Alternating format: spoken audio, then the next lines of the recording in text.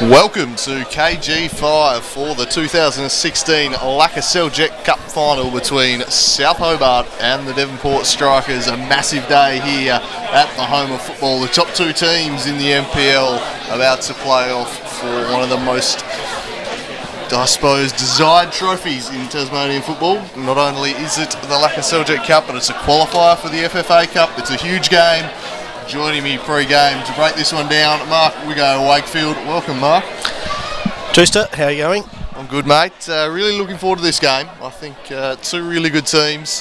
What are you expecting from this contest? Oh, if it's anything like last week's game between Strikers and the Zebras, it'll be a tight defensive tussle, and both teams will probably struggle to break each other down. Other than that, yeah, I'm expecting probably not only be a goal in it. I can't see either team winning by more than one goal. It does really seem like that tight game where a goal either way could take it. Of course, they've met in the league once this year already. South Hobart hosting that one at Darcy Street, and it was a very late goal to Braden Mann, which won that game 1-0. It was a real tight, ferocious arm wrestle at times. Devonport, look, they do what they do, these big teams. They sit deep, they absorb a lot of pressure. They've got a fantastic defence, they've got a really hard-working midfield. They've got wingers who will track back and cover, and they're just so hard to break down. They draw you onto them, and then they'll play those long diagonals over the top. They'll look to hit you on the counter. It's a real clash of two different styles today. South Hobart, a very attacking team. We know they love to throw bodies forward. They'll control most of the possession. You have to expect South Hobart. They'll dominate the ball, but they will find it hard to break down. And couldn't do it when they last met at Darcy Street. Will they be able to break them down today is the question. What do you see as the key to the game today, Wigo? It's a good question. I think the big thing that's going to hurt the Strikers today is they're missing Joel Stone.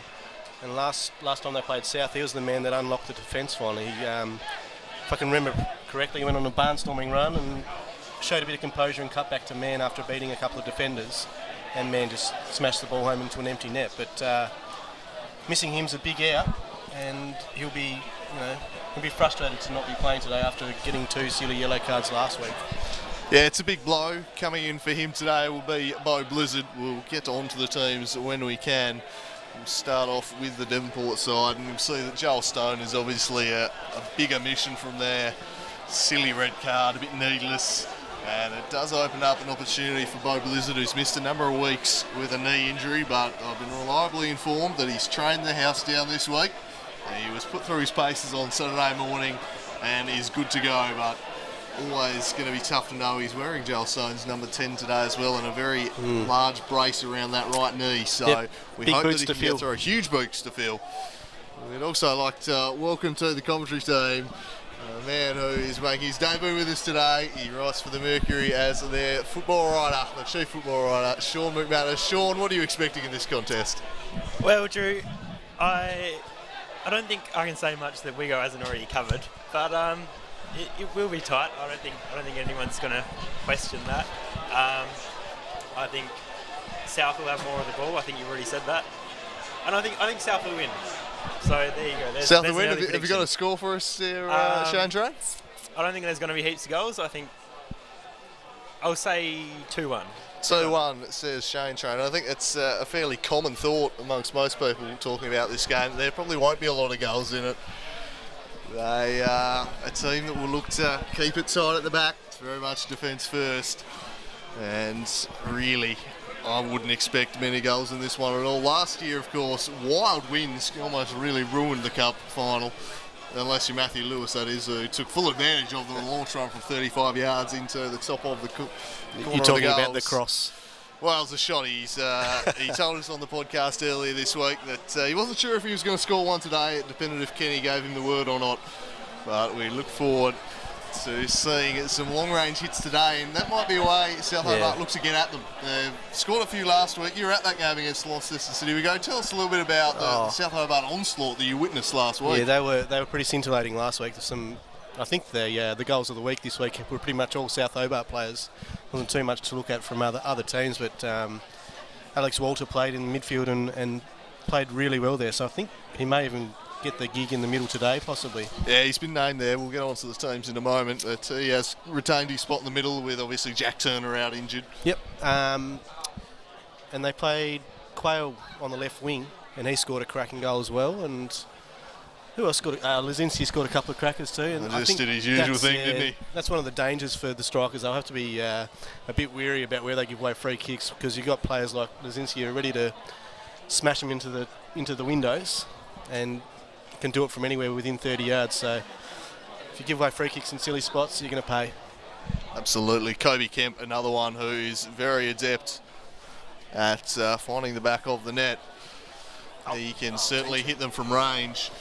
There's just goal-scoring options right throughout this South Hobart side. They really can beat you from anywhere on the pitch inside the final third. They just are liable to hit them. They'll be a tough side for Devonport to try and contain. Devonport, yeah. But really looking forward to this one. Can we get on to the teams there, Ash, and have a look at Devonport? We'll have that in just a moment. You'll see the selected lineups. No real surprises in the starting lineups from what we're expecting. And we'll get on to them now. Good atmosphere, good crowd building at KG5 for what should be a cracking contest. We have a look at the South Hobart side. To begin with, in goals, number 1, James Wilson. Probably big shoes to fill for Wilson, replacing Kane Pearce. He's had a few good games, a couple of uncertain moments earlier in the year, but I thought he had a really good game against Launceston City, judging by the highlights last week. Made a couple of good stops. The Frenchman, Luke Farrell, who will line up at left back, as you'd expect. He is a very reliable customer, very comfortable on the ball. Everyone in this South Hobart team is really. Number 4, Liam Quayle, as you mentioned, Wigo played on the wing last week, but he'll be back to his customary right back position today. Number 6, Kobe Kemp, he'll sit in the midfield. He is just the metronome, one of the very best midfielders in the game. He can pick a team apart if he's given too much time and space. Number 7, Nick Morton, another one, a real fascinating battle coming up today between him and Daniel Sison of the Devonport Strikers, who'll play the defensive midfield role, and really will need to be marking Morton very tightly, because he can unlock a defence, he can score goals from range.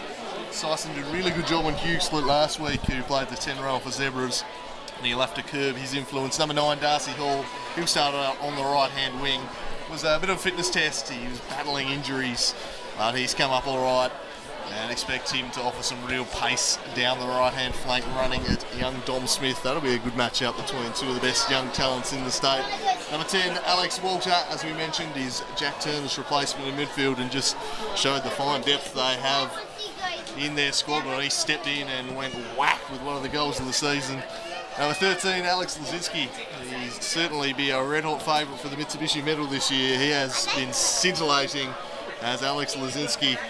He scored 19 goals in all competitions, an absolute star, just a bull up top, a powerful player. Number 14, Matthew Lewis. He stepped up this year in the heart of defence for South Hobart, a real leader at the back. Ludford and Brown have battled injuries and suspension, so he's been the man who's had to step in and has done a really good job. Number 15, Freddie Hess. He's the man that does not sweat. He sprints all day. He'll do a power work down the left. And he's really improved this year, Alfred Hess, a quality player and offers a goal threat, as does number 17, Daniel Brown from the set pieces. He'll get up there for those opportunities, but will otherwise partner Matthew Lewis at the back. On the bench, number 3, Matthew Hess, brother of Freddie. Number 5, Hugh Ludford, perhaps a bit of a rare sight that. He's been a stalwart of this team in recent years. He has to be content with a bench spot today. Number 18, Phil Kantos. Number 19, Adam Wilkes, son of our wonderful producer Ash here, man bringing you this vision. And number 21, the monkey, Mark Moncur. A pretty strong looking lineup that we go. Yep, pretty much what we expected though, with Turner still out. And yeah, you would have assumed that Brown would come back in for a big game like this one. So Freddie Hess hasn't really played a whole lot the last sort of few weeks, really. I haven't really seen too much of him. Had an exam last week. Okay. Well, that'd explain it then. Anyway, we'll move on to the strikers lineup. We will. In goals, Nico Giansopoulos, the Canadian. He has been a revelation, arguably the best goalkeeper in the state. He has been fantastic in goals for the Strikers. A really shrewd acquisition. Number 3, Dom Smith. He's a player who's probably gone under the radar a bit, very unheralded, the young fullback. Teams have tried to get at him, but he's just stood up to the task time and time again. How I wonder if Dwayne Walsh has got over his back pocket yet. He was marking him very tightly last week, did a great job. Number 5, big Joey Zupo. He's a towering presence, an absolute man mountain at the back. He has just been superb as the big Canadian. Made a rare error against Zebras last week. I wouldn't expect 2 in a row from him. Number 7, Brody Dennehy. He'll play on the wing. He will run his socks off. He's got good skills. He can beat a man. He's quality. Number 8, Kamo, Kieran Mulroney. He will line up at right back. He can play centre back as well. Again, probably not the most attacking of fullbacks, but the Devonport system doesn't really call for attacking fullbacks. They'll stay back and stop. Number 9, Braden Mann. What a year he's having. 100 MPL and Victory League goals brought up last week. A remarkable achievement. Number 10, Bo Blizzard comes in for Joel Stone. Big shoes to fill. Part of that midfield group that just does such a good job clogging up the middle of the pitch, forcing opponents wide. He's going to be very important. How he goes stepping into Joel Stone's shoes could be a big factor in determining the winner today. Number 11, Adam Gorrie, fantastic player on the right-hand wing. He's possibly the hardest working player in the competition. The amount of times he tracks back and plays almost as a wing back is crazy. He's an absolute star. Number 12, Miles Barnard. He's been in some decent form. He's just skipped on there. But I can tell you, the other 2 players in that lineup will be big Nathan Grattan in the heart of defence, the big centre-back partner in Zupo. And number 17, a favourite of mine, Daniel Sison. His matchup with Morton will be massive, but you'd imagine this great Devonport defensive unit will be content to cede possession to their opponents, sit back, invite South Hobart to come onto them, push men forward, and then look to get them back the other way with those direct passes. They're a ferocious pressing team, they work as a unit, and they're going to make life very difficult for South Hobart, but you'd probably expect them to have more of the ball to go. Yeah, definitely. I mean, last time they played, South probably did have the lion's share of the possession, but they played like a frustrated team that day. They just they couldn't find an outlet going forward, really. They were just, they'd go forward a lot, get to that final third, and because of the way Devonport played, they just couldn't find a final option. So they'll be looking to play probably a little bit smarter today, I think, Drewster, in terms of finding that outlet ball. Lazinski will probably play more of a target and just lay off to his midfielders a bit more if they can burst through the lines, but they're certainly not going to knock long balls in. It's just not going to work against the wall of Port.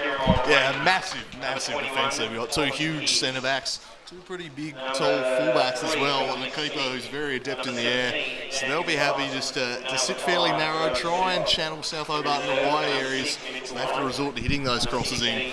So then they'll play into Devonport's hands. South Hobart will look to get at them by, as you say, bringing Lazinski in. I think a number of their good opportunities in that last game actually came when he dropped really deep to receive the ball. He linked up with Morton, he got Darcy Hall and Freddie Hess into the play that way. If he can just drop a little deep, drag a centre-back out of position, then those runners can get him behind. But space in the final third will really be at a premium because Devonport do such an outstanding job of shutting those avenues off. They clog up the middle of the pitch. Their midfield 3 are very hard working. They're defence first. The front 3, they are always happy to track back. They do a mountain of work. Peter Saville's got a really fit team and he uses that to their real maximum. Wingers both track back a lot. They'll certainly be looking to hustle the South Hobart back 4 when they're on possession at the back, but once they get through that first pass, then they tend to just drop really deep. So it's going to be interesting to see when they press in this game, because obviously pretty difficult to do that for 90 full minutes, but they are capable of turning it on. So before we begin, I suppose a quick prediction from you. We go, who have you got for this one? Decided with Devonport 2-1 in normal time. Yeah, I've also gone with Devonport. I think they can cause the upset. Just a little bit of Leicester City about this side, I think. And I reckon they're every chance. South Hobart go into the game as favourites. They've been made favourites and they've scored 69 goals in 13 games this year. In the 14th, however, was a 1-0 loss to Devonport. And that's what I'm tipping again today. Braden Mann in the 115th minute I'm going for. We go. We're just about to get underway. Sun is shining at KG5. Cracking day for it. A good crowd is built here. Devonport will kick us off in the 2016 Lakoseljac Cup final. All is in readiness. The referee, Jimmy Hordle, blows his whistle. Ready to get underway. And interesting to see No Blizzard lining up wide on the left, which is a little bit different. Braden Mann flicks it on, looking for Denny to get in behind. So a slightly different lineup to what we expected. Looks like Gorrie might have dropped into midfield and Blizzard playing wide. So they've sprung a technical surprise already. Have the strikers. Here's Lazinski now. Tight on him was Nathan Grattan. It's a long raking pass from Kemp. Freddie Hess flicks that one on. Looking back across his Mulroney. And Grattan, oh, that was an unconvincing clearance from Grattan. Freddie Hess now on the ball. Lays it in the direction of Darcy Hall, but he couldn't get around Grattan. Morton out wide to Lazinski. Dom Smith up on him and blocks it. Gorrie just a little bit rashly hacked it forward. Had time to take a touch. Probably didn't show the composure.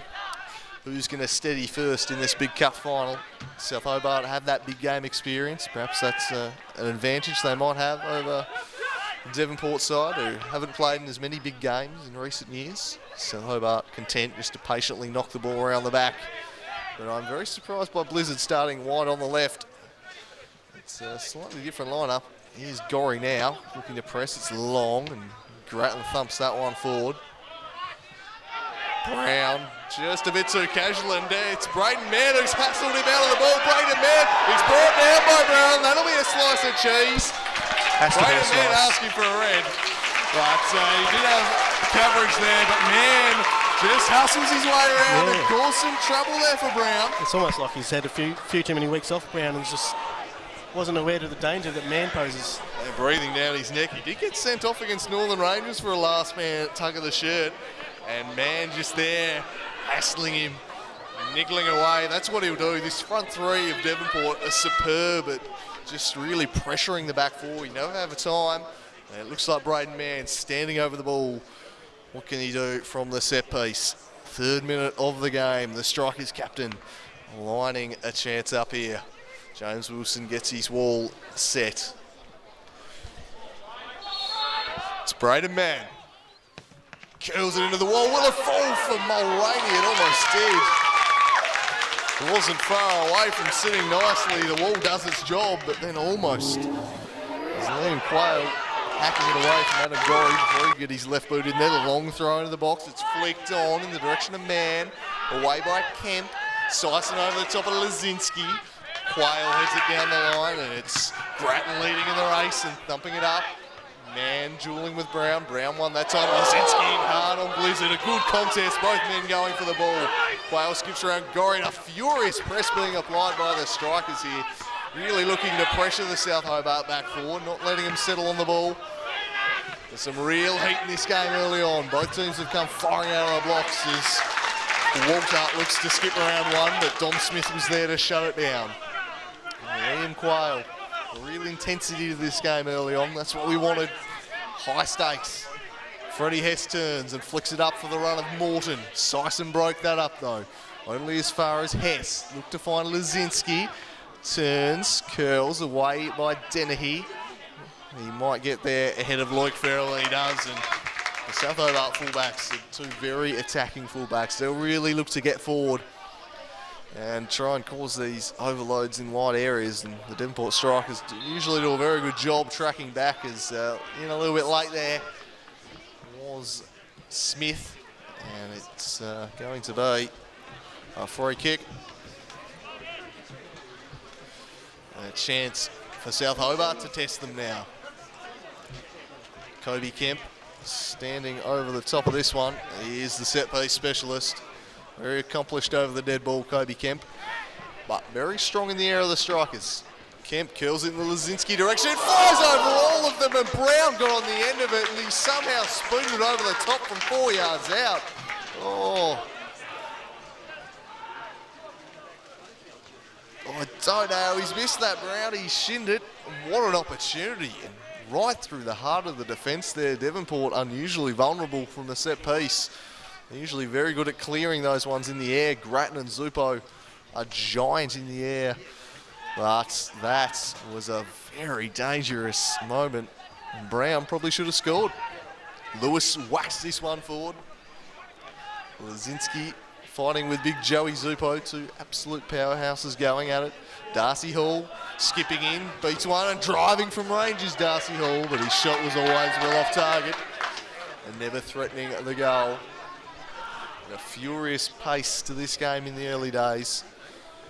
Giansopoulos will just slow it down a fraction with his goal kick.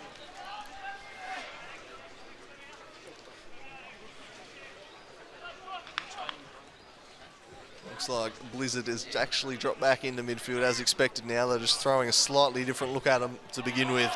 Just playing a few mind games perhaps, but he's dropped back into the midfield. Gorrie on the right, Dennehy on the left. They are pretty interchangeable though. There's Barnard. Sison plays it back to Barnard. His pass was poor for Gorrie. Just a few perhaps early signs of nerves from Devonport, Wiggo. Yeah, I mean, they haven't started too badly, but South Hobart may come back to rue that missed opportunity. Brown just had a few minutes ago, that's for sure. Well, they don't tend to give up too many, as this one's seen out of play. And last time around, they did have a couple of good chances to score South. They didn't take. I reckon Brown was probably surprised to get on the end of it. Somehow found its way through all the bodies. It was a beautiful delivery from Kobe Kemp. Put it into the dangerous area. Yeah, surprising it wasn't dealt with, to be honest. You would think that one of the two big central defenders would have been there to header that away. Yeah, Zupo and Grattan don't get beaten in the air too often. Giansopoulos starts us off again. Sison nods on. Getting ahead was Loic Farrell.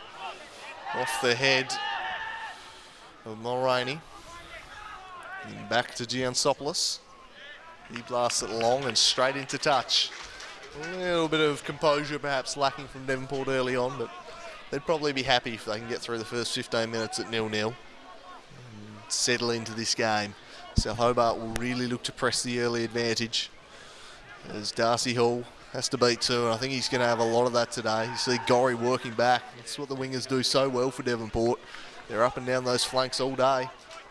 It's a good point that you make about South having fast starts normally. I noticed that most times I watch South play, Darcy Hall drifts out of games after half time, so interesting to see whether that happens again today. He's going to have his work cut out running at Mulroney, and with Gorrie tracking back on that side. Sison, of course, a very effective shield. The ball played forward, looking for Freddie Heston. Find him though. And the wind just swinging the ball around a little bit as Dennehy gets into the back of Quayle.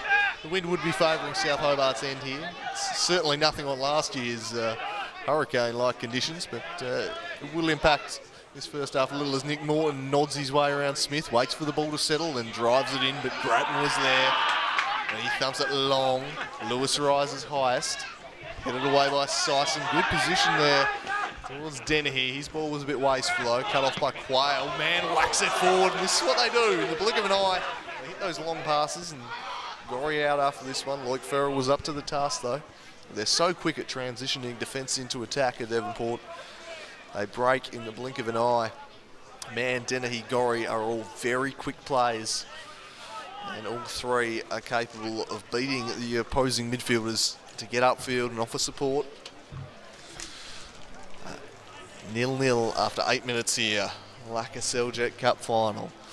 FFA Cup spot on the line for both these sides. South Hobart, having played in it for the past 2 seasons, know what it's all about. The Strikers will be keen for their first taste of action on the national stage. Of course, Braden Mann played the last 2 years with South Hobart. Spoke to him earlier in the week and was very keen to get his Devonport Chargers in there so he could go back for a third time. This is going to break, and Quayle gets there first, and now Walter's in a little bit of space. He's in a foot race with Big Grattan, who just strides across and whacks into a touch. He doesn't have the leg speed of Walter. He covers the ground with just a few strides, those long legs. He's an imposing figure at the back, and he's in very good form. He was one of the best players on the field against Zebras last week, Big Nathan Grattan. And he and Zupo, the way they play at the back, allows them to play this defensive style. The throw in towards Hess, headed away from him. Whacked forward, Loic Farrell. Sison cuts that out. Barnard again, bit of aerial ping pong. What will Kenny Morton make of that? We know he's not a fan.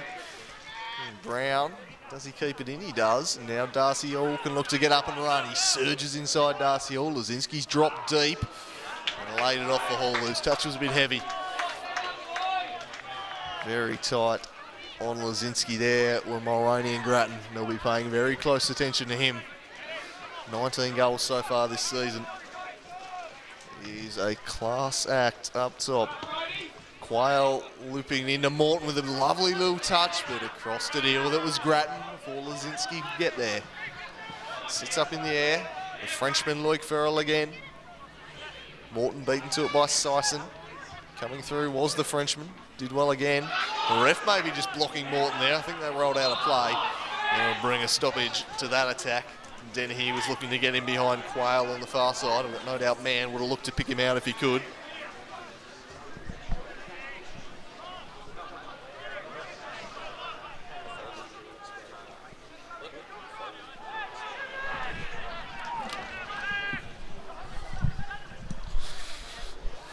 Loic Farrell in towards Kobe Kemp. Now Braden Mann. And hacked forward by Barnard. Can Gorrie find some space in? Not on the end of that one. Quite hitting any targets with these long balls yet, the strikers. Yeah, a bit wasteful so far, but that would have been a good opportunity to stretch South's defence there with a 3-on-3 contest. Certainly would. You can see Barnard and Sison sitting just in front of that back four.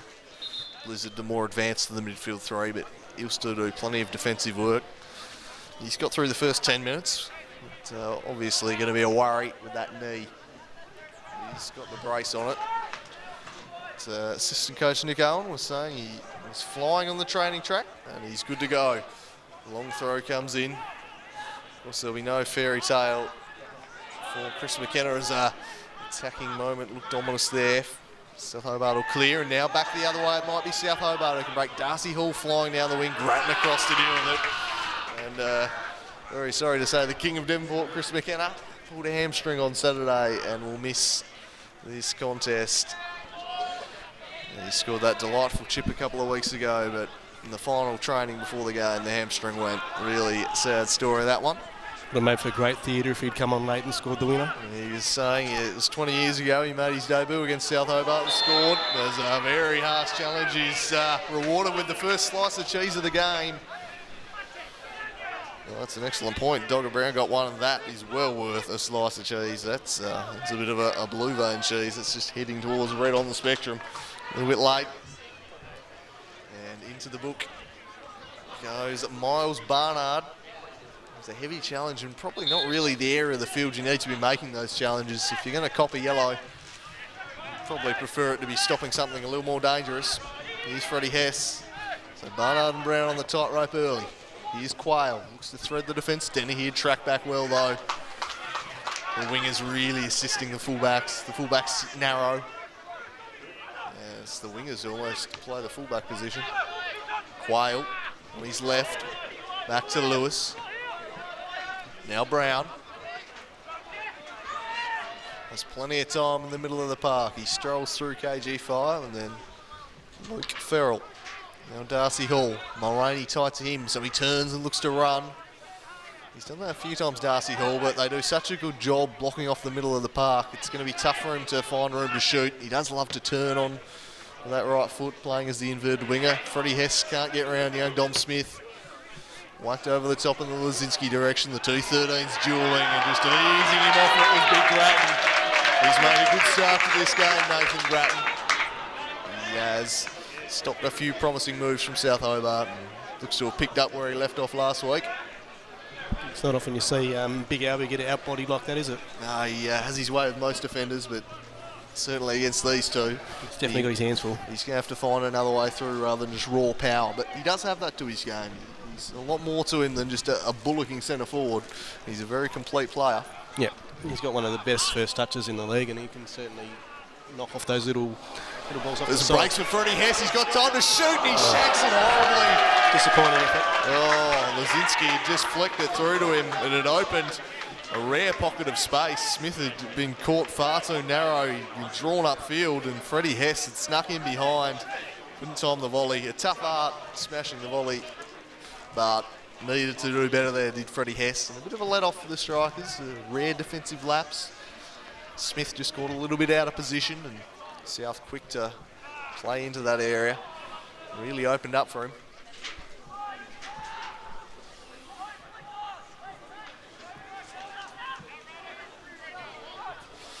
Down the line in the direction of Barnard, flicks on for Gorrie. Dueling with Loic Farrell, it'll go out and be a throw-in for the strikers.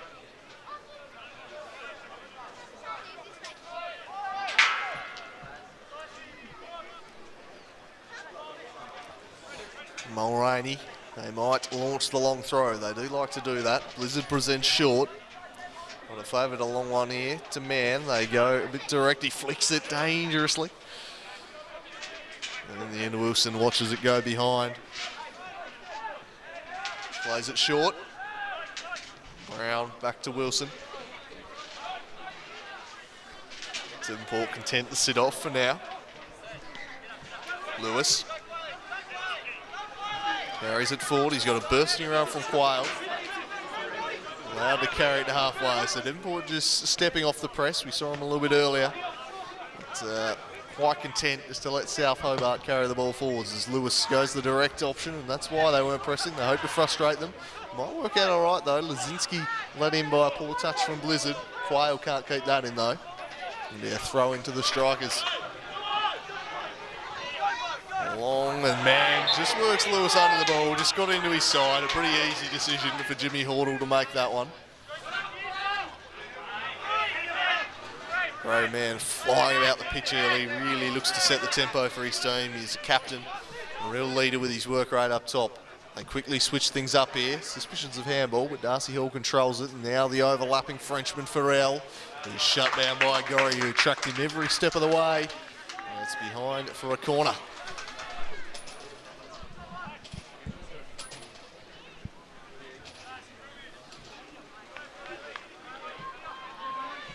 Kobe Kemp across to take this one. Fairly cautious start. As Kobe Kemp curls it in. Dogger Brown again the target. Again he finds his way on the end of it, but this one is chested over the line. Just seems to attract the ball as Dogger Brown at set pieces. Kemp able to pick him out, but he's a real handful. A nightmare for defenders. Loves a scrap. Absolutely in his element. Zuppo was there to make it hard for him though, so just body him at the end there. Yeah, certainly need to pay him closer attention than they did on that free kick. Yeah. Still wonder whether they'll come back to rue that missed opportunity later in the game. It's the only real clear-cut chance of this game so far. You wouldn't expect too many chances. It's going to be a game where the team that's more decisive going forward and clinical will probably win it, because you can't envision the game ever really opening up. Not with Devonport's defensive line as deep as it is, and big men back there that just clean up in the air, so not going to be too many opportunities. And Mann's very isolated up top for the strikers. Yeah, but this is what he does. They break now. Blizzard flicks it over the top for Gorrie. Wilson off his line wise, and that's the way they play. They get it long. One flick on, and then runners are there to support. Now they'll have to hustle back. And Braden Mann, he sees defensive work. He robs Alex Walker of the ball. Gorrie looking to burst through, so too is Blizzard. He slides it through for Gorrie. Who's he got to pick out in the middle? Oh, it was poor from Gorrie. The end product just not there. Maybe a few nerves as we have a look at the behind the goals division. Very Schmick work there. If we do see a goal flying at either end, we'll have some very nice pictures of that one. Lovely work. Our production man, Ash Wilkes, the best in the business, bringing this one to you. Lakoseljac Cup final. 0-0 after 18 minutes. And Gorrie, a really good player, just didn't quite get the head down and take the right option there. And a fantastic game against the Zebras last week. As Kobe Kemp goes with the long ball, sets a task for Freddie Hess to run onto. Dom Smith tight on him. Hesk turns back, he's got Quayle in support. And he turns back. Now crosses with the left to the back post. Darcy Hall out after this, Brodie Dennehy with him. All with a little drop of the shoulder and a nutmeg on Mulroney, but numbers win the day and Dennehy works it off him. Once again we see the South Hobart player beats one man. It always seems to be a second defender or a midfielder getting back to help out there. Real team defence stuff from the strikers. Frustrating South Hobart so far. Haven't really had too many openings. There was the set piece to Brown and Freddie Hess had a yard of space at the top of the box. And neither threatening at Giansopoulos' goal just yet. Here's Mann. Tight on him is Kobe Kemp. Blizzard worked it to Barnard, then forward by Mulroney. Gorrie didn't make the run. Now he will, and he'll pressure Wilson, who whacks it, and Hess can't control it, so well done there by Gorrie, forces the turnover.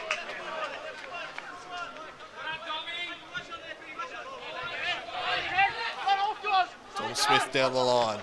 Getting a foot in was Quayle, but Barnard one out. Gorrie turns into a sea of red. Man got his foot in there ahead of Brown, who blocked him off nicely though. Zupo reads this one and thumps it forward towards Dennehy. Might fall for Blizzard. Well shut down again by Luke Farrell. He started this game well. And he works it forward to Darcy Hall, who sees some open field and looks to run into it. Showed far too much of it to Zupo though. He was a bit careless with his distribution. Puts his team back under the pressure. Smith wins the header. And a handball against Alex Walker will shut down that attacking move. Good crowd here at KG5 for a cracking cup tie between the two best sides in the state. 1 and 2 on the table. Devonport Strikers sitting on top. South Hobart, the favourites though, coming into the game. It's not too often we get people sitting up on the hill these days. No, it's good to see. Lovely day for it. As Giansopoulos goes along, Brown beats Barnard. Freddie Hess gets around Blizzard and storms on. Can he keep it in? The whole ball wasn't across the line, so play on it. Will it work up for Walter? It won't. Zupo was there. Too smart. Did it well, did the big Zupo dope up. Gets it back to Nicky G in goals. The Canadian pair, what a stabilising force they've been at the back for this Devonport side. They've really helped transform them. As of course has the Peter Saville appointment. Made them very tough to break down. Here's Lazinski and Morton. Morton to Hess. A little bit of space. Freddie Hess, he's got Quayle overlapping. He decides to cut inside instead, and will he shoot? He was blocked by his own man Lazinski in the end. The shot probably lacked a bit of conviction anyway. And playing out largely as expected. South Hobart pegging them back deep, but doing a good job shutting them out at Devonport, and they're just playing those direct balls over the top. It's not pretty, but it's effective, and sooner or later has been the way this year. They've worked out and they've opened them up. Joel Stone, such a big loss though in midfield. Does a great job of linking up the midfield. Coming forward now to Lazinski, but Zupo got in ahead of him. Well read, big Joey Zupo. Here's Dogger Brown. Plays it to Morton. Now Lewis. Matthew Lewis, scorer of an absolute stunner in the cup final last year. He'll tell you it wasn't wind assisted, but his cross-come shot was an absolute rip-up. South Hobart won 4-0 and won their second in a row. They're eyeing off a three-peat today. No team has ever won the statewide cup 3 times in a row, nor has any NPL team played in the FFA Cup 3 times in a row, so eyeing a little bit of history of South Hobart, but they're going to be made to work for it by this disciplined Devonport side. Giansopoulos along again. Sison sees it float over his head and Brown got there. Grattan wins it in the air. Blizzard gets there ahead of Morton and draws the foul. And it gives him a little bit of afters and just trying to wind him up there. Bit of a height differential, but Blizzard really getting in his grill there. And Braden man just tells him to calm down, don't do anything silly. Just trying to wind up the star attacking midfielder there. Morton wisely opting not to bite. He hasn't been sided too much yet either, has he, Morton? He's been well held by Sison in particular. Long ball played in, and again they'll repel. It's always going to be tough for a number 10 against Devonport because they do such a good job blocking off that middle of the park, just outside the box where he likes to operate. He'll seldom find himself with room today, especially with Dan Sison haunting his every footstep, as he did to Luke Hughes last week, which was a fair scalp. Long down the line for Man to run onto, but headed into touch.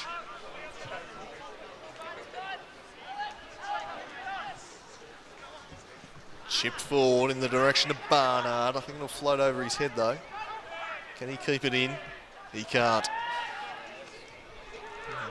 He has in the end. But South Hobart will take the ball away. Zupo, look how tight to Lazinski he was there. Yep. put enough pressure on him from behind and he ended up coughing it up for him. Yeah, really good defending from Zupo. He's doing a good job of anticipating the ball's coming in as it launches over the top towards man. Crosses for Dennehy, and a deflection away there by Quayle. Oh, it's dangerous there. Dennehy and Gorrie looming large. The move not done with yet. Cross to the back post over the head of Barnard. Man acrobatically. Only as far as the Frenchman Farrell. He's away. But Mulroney was waiting for it and he whacks one from range. It was a little bit optimistic from Mulroney. But a dangerous flash from Devonport. Braden Mann looming large. It was a teasing cross, straining to get there. It was Dennehy, and if Quayle doesn't get that touch on it, it was 1-0 as Gorrie was looming at the back post. A crucial intervention, a lovely shot there from behind the goals. This is what they do really well. If they can box you in the corner, they can turn it over. They've done so here. It's Dennehy. He's got 2 to pick out. Goes low, takes a deflection off Kobe Kemp and just wide of the mark. A good spell this for the Strikers. They're turning the screws and looking very dangerous when they can trap you in that corner and press with the midfield and front three. They do such a good job of forcing turnovers. They make it very tough to play out from the back, and that's something South Hobart like to do. And that's how their attacking moments are going to happen. They're not going to have a lot of the ball, but in the blink of an eye, when they do get the ball, they turn possession into chances better than anyone. Corner to come in from Braden Mann. Oh, over the top from Zupo. The big Canadian rose highest and made a pretty firm contact with the ball. And it sailed over the top. And another warning shot across the bows of South Hobart. It's the Strikers on top here at the moment. They've come down from the northwest coast and they're looking likely. Here's Lewis. They've turned the press on and it's led to some chances. Grattan disappointed with himself as he heads it out of play rather than finding Smith. South Hobart will want to settle and get a bit of possession here. Quayle. Walter. Lazinski robbed again by Grattan. Grattan to Gorrie. Gorrie chips it in towards Mann. This is building nicely back to Gorrie. Gorrie into the box. He crosses. Stays in play. Dennehy looks to turn and wins another corner. They're really taking it up the south here of the Strikers. Putting him under all sorts of pressure at the moment. Braden Mann and Adam Gorrie linking up beautifully there. Real understanding between those two. Braden Mann again to take the corner. He's got some tall timber to pick out. Almost profited last time. Again, they curl into a dangerous area, well away by Walter. Gorrie out after this one, lays it back for Sison, but he's bled in Freddie Hess, who turned beautifully. And they're out here. If Morton can burst into space, can he pick him out?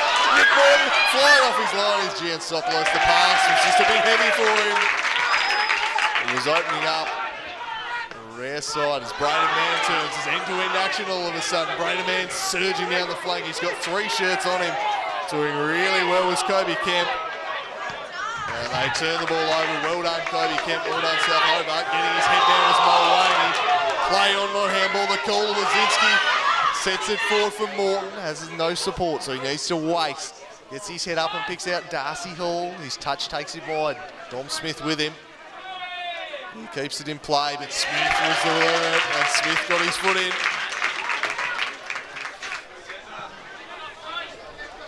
It's gone out of play on the far side. Perhaps an offside decision. Really good defending and a frenetic pace to this game all of a sudden we go. Yeah, Strikers really kicked it up a notch in the last sort of 2 or 3 minutes. Had a couple of good chances. It required some good defensive work from South just to avoid chances at the back post. So out of nowhere. Yeah, when they do decide to break, devastating. South Hobart though did look to get in behind, back the other way. It's rare that you see Devonport get caught out, but it can happen. South Hobart did a good job. Just the final ball a bit heavy for Nick Morton as they look to attack again. Kobe Kemp, if he can get in advanced areas, they could just unlock them. Headed away though by Smith, Dennehy and Morton dueling. It'll fall for Gorrie. Gorrie to Dennehy. He retreats back to Sison. A lovely bit of fancy footwork from Sison. His passing didn't match it though, went straight to Walter. Sison again robbing Hess. Dennehy, Sison, a rare 4-0 forward. He looks to send Adam Gorrie away. Done a mountain of work early. Couldn't keep that one in though. And much to the disappointment of the Devonport fans in attendance. There's a few here as well. Mate, I'm not sure there's that many, but they're making a lot of noise. Making a lot of noise for the amount here, that's for sure. And leading that cheer squad, one Jay Stone, saw sitting down amongst them. Yeah. Good to see. He'll be devastated to not be out there, but backing his side in and knows that if they can get the job done without him, he'll be playing in the FFA Cup. Here's Kemp. Does well in heavy traffic to get to Lazinski. And drop deep. Walter and Blizzard dueling. Walter did really well, won the battle of strength, and then Hess sets him away. Alex Walter got a couple to pick out. One of them is Lazinski. He just tried to finesse one in at the near post, but his contact was never enough. A lovely bit of play there from Alex Walter. Lazinski starting the move by dropping deep and setting him away. And there's a little bit of space in behind for the midfielder to burst into. Half an hour gone in the cup final, 0-0. No real surprise, we were predicting a low-scoring affair, and so it has proven so far. Game of few chances. Both teams have had a couple. No one been able to take one just yet. Donga Brown with the best chance of the game when he spooned one over very early on in the piece. A dangerous Kobe Kemp free kick. Devonport had the better of the last 10 minutes though. Here's Lazinski, lets it run behind him. Sison with a heavy touch, but he goes body in a good position and drew the foul.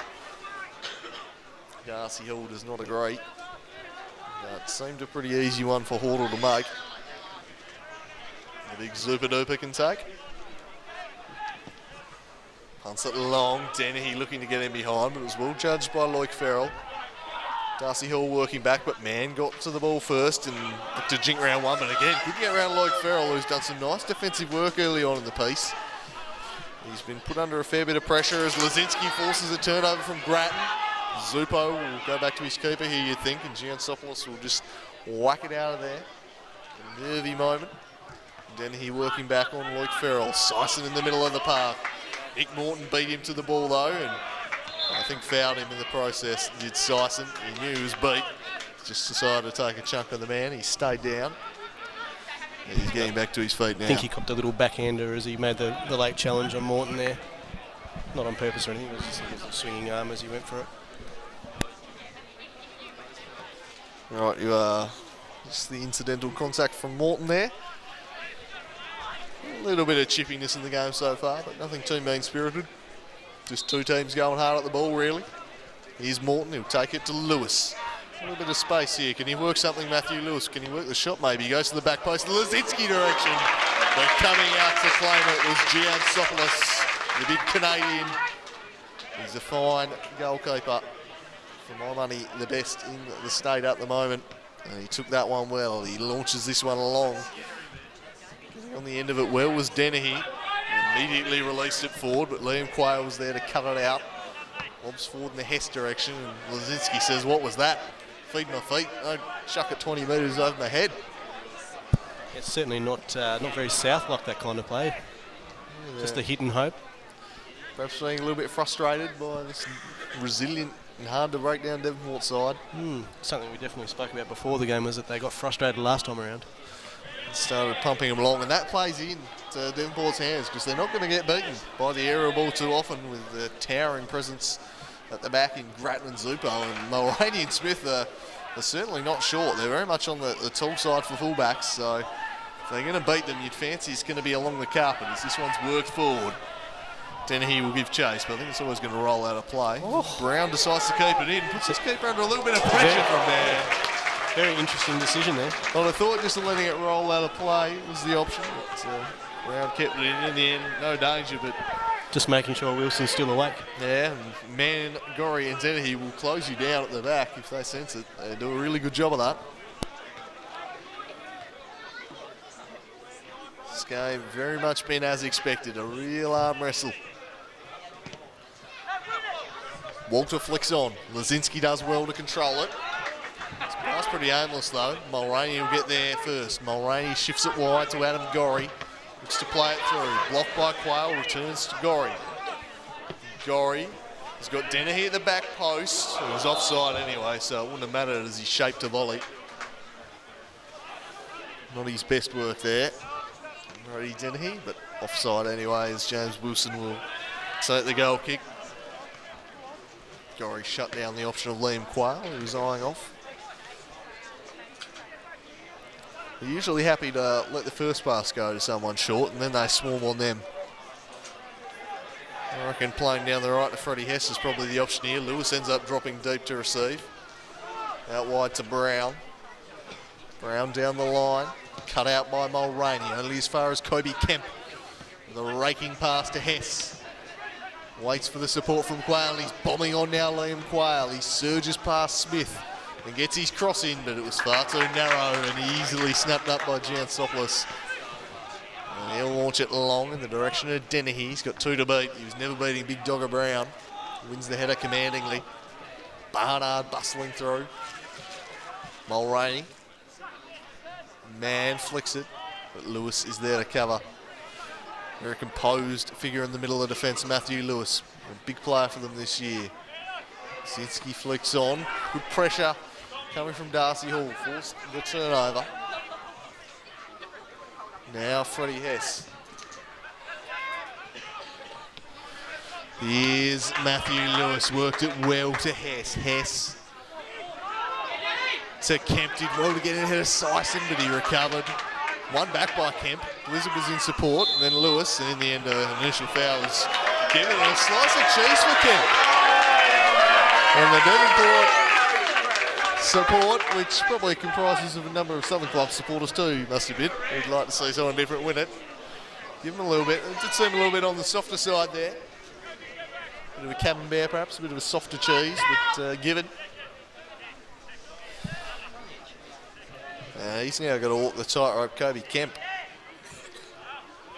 Such a very good player. As Zupo launches it forward to the diagonal, headed away again by Lloyd Ferrell, who's been good in the air so far. Nick Morton up against Blizzard. Jinx back onto his right. Now switches the play to Darcy Hall, who's switched wings. He's had no success trying to get in behind Mulroney, so they've switched things up here. Here's Liam Quayle looking to bomb on down the right. Wasn't on the same page as Walter, and Sison again there to break it up. Doing what he does well. Gorrie couldn't find a way through. Brown will be closed down by Bo Blizzard, so retreats back to James Wilson. Took a touch too many and nearly let in Blizzard. You don't have that long on the ball against this team. Just a bit too casual, James Wilson. Maybe didn't hear a shout from a teammate, but a couple of times they've almost got into trouble at the back of South Hobart. Was dwelling on the ball a bit too long. Lazinski hard after that one, but couldn't get there first. Morton surges through, thumps it forward, but they'll be easy pickings for Giansopoulos. You'd think if it wasn't a warning shot before when Brown played it across the line to Wilson in goals and Mann shut him down quickly there, they would do it again just now. It's a bit odd from South. Yeah, not perhaps switched on at the back. They do descend on you so quickly. You can take one look and they'll be 10 metres away. Next thing you know, they're on you. A great job as Blizzard just thumps the ball into Luke Ferrell. Might fall for Gorrie. Quayle tight on him. He turns. Back to Smith. Smith chips it over the top. This should be straight to Wilson, and it is.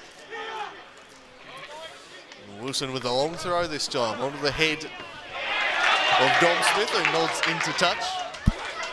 Now has Darcy Hall to contend with. The fullbacks have been on top of their respective wingers so far on this one, hence the switch. Smith does well to beat Lazinski. His head down to it was Barnard, and it's worked on. Zupo will nod into touch before Walter can get in on it. Ticking towards half-time. Still no real clear chances. Lazinski works this one on the back post where Hess has made a run. Floated over his head for a goal kick though. So hard to break down this Devonport side. Lazinski looking to curl it to the back post. Just a little bit overhit. This game will be playing out exactly how Pete Saville would have liked. Devonport sitting back, very resilient in defence. They've had a few good moments in attack. They're really making South Hobart work hard. Here is Darcy Hall in the middle of the park. Tried to throw it through for Morton, but it was shut down again. Time by Smith. Work forward. Denny's stolen out on Luke Ferrell. His touch was heavy. He was offside anyway. His touch a bit too narrow as Brody Dennehy Looked like he might have found a yard. Very tight call, that one. Looked onside on first glance to me, but I'd love to see that one again. Wiseman putting the flag up. Really broken just a fraction early to steal the yard. Here's Lewis. 5 minutes to play. Can they find a goal before the half? He goes forward in the Morton direction. All over him with Sison. He's been wearing him like a cheap suit.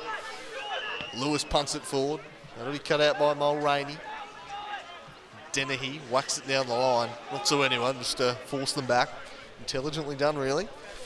Give his side a bit of a breather. Lewis on the ball again. Real tactical battle developing. And South Hobart think their way through it. Lewis. Lazinski's dropped into the channel and he finds Hall, who's just overrun it. He's not had his best day, Darcy Hall. Brown will get in ahead of Smith there and a bit of afters. Brown drawing the decision from the referee.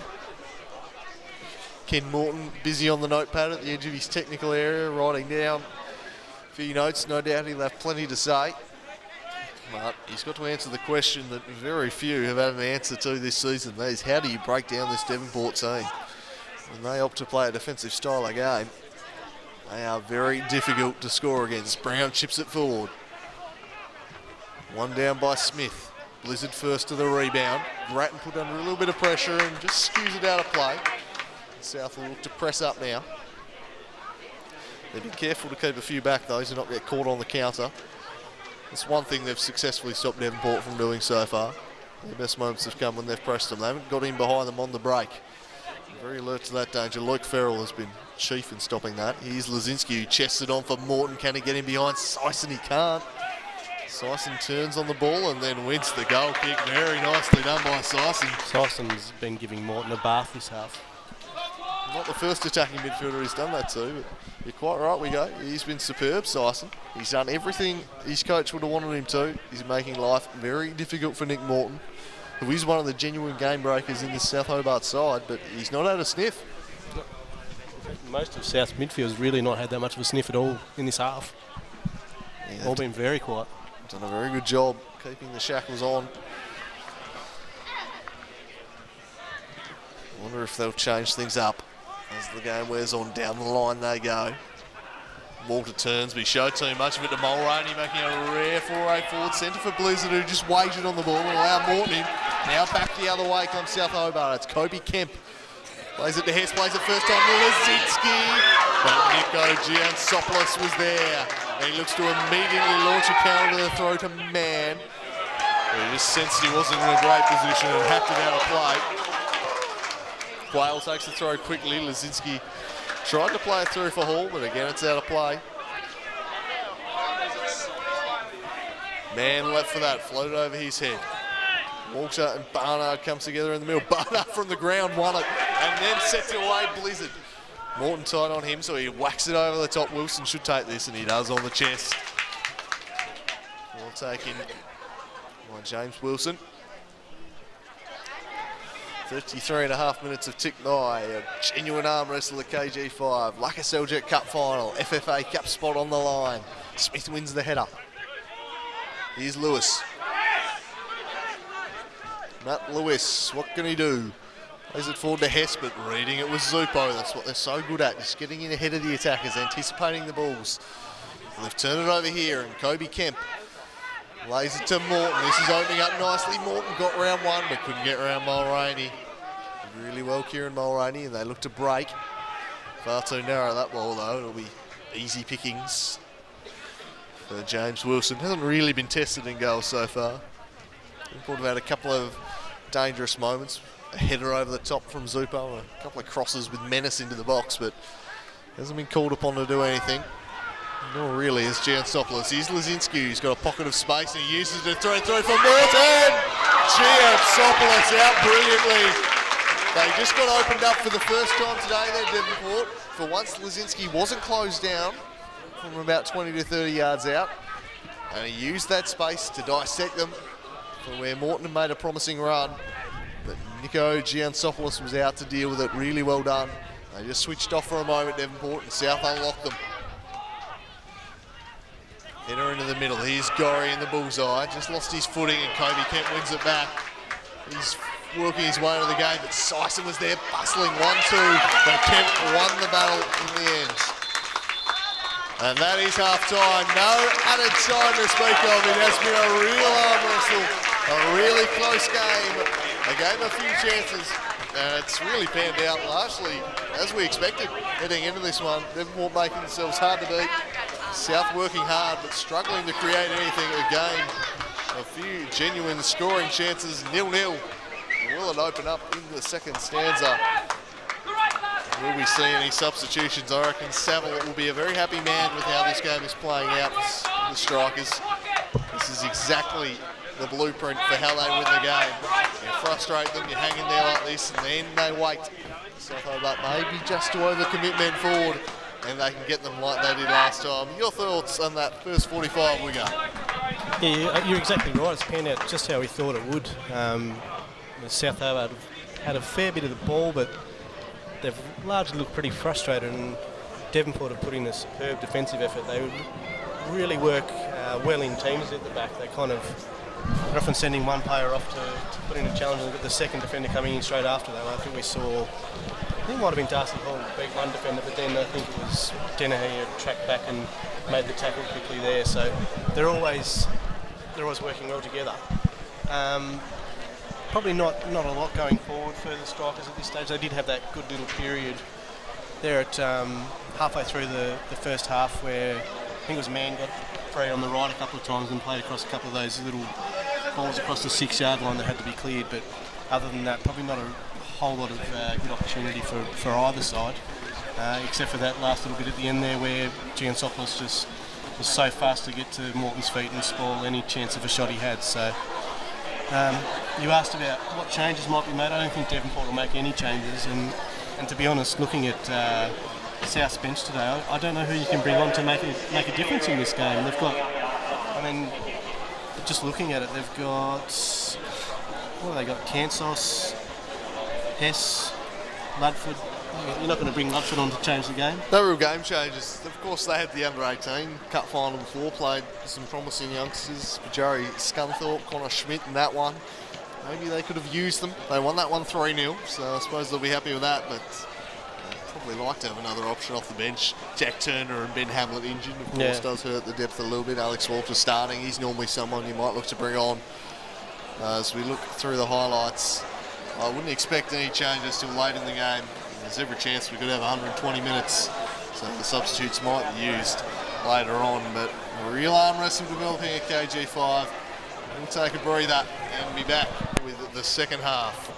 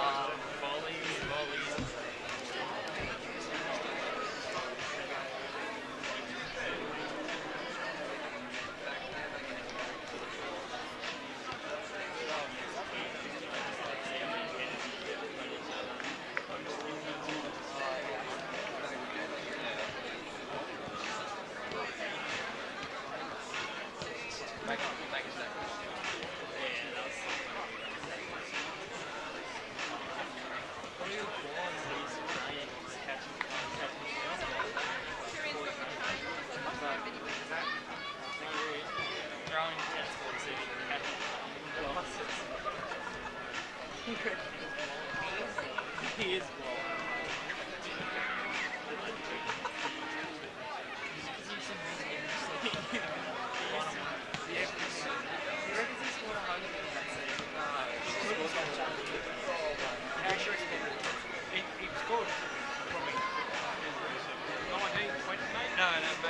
but he missed probably 35.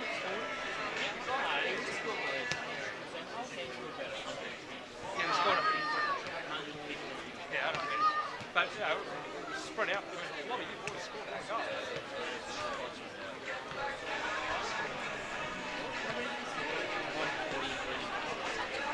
They had two against.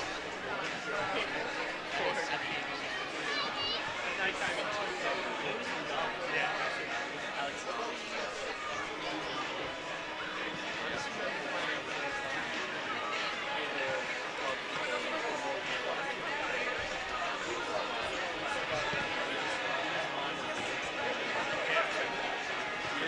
Just a monster.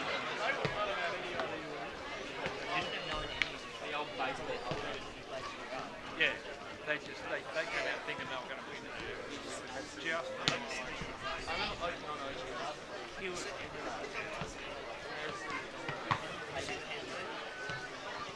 I was so good in my summer school.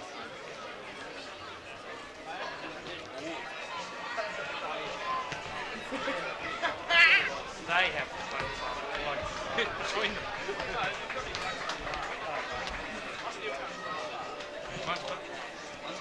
Okay.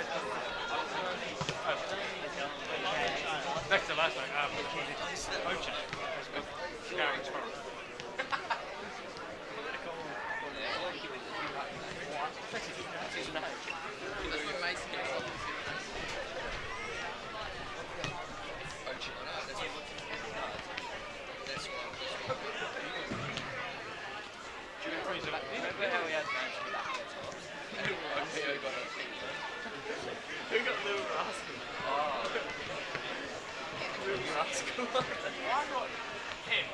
The spectators, please leave the pitch so we can get the second half underway. We talked down.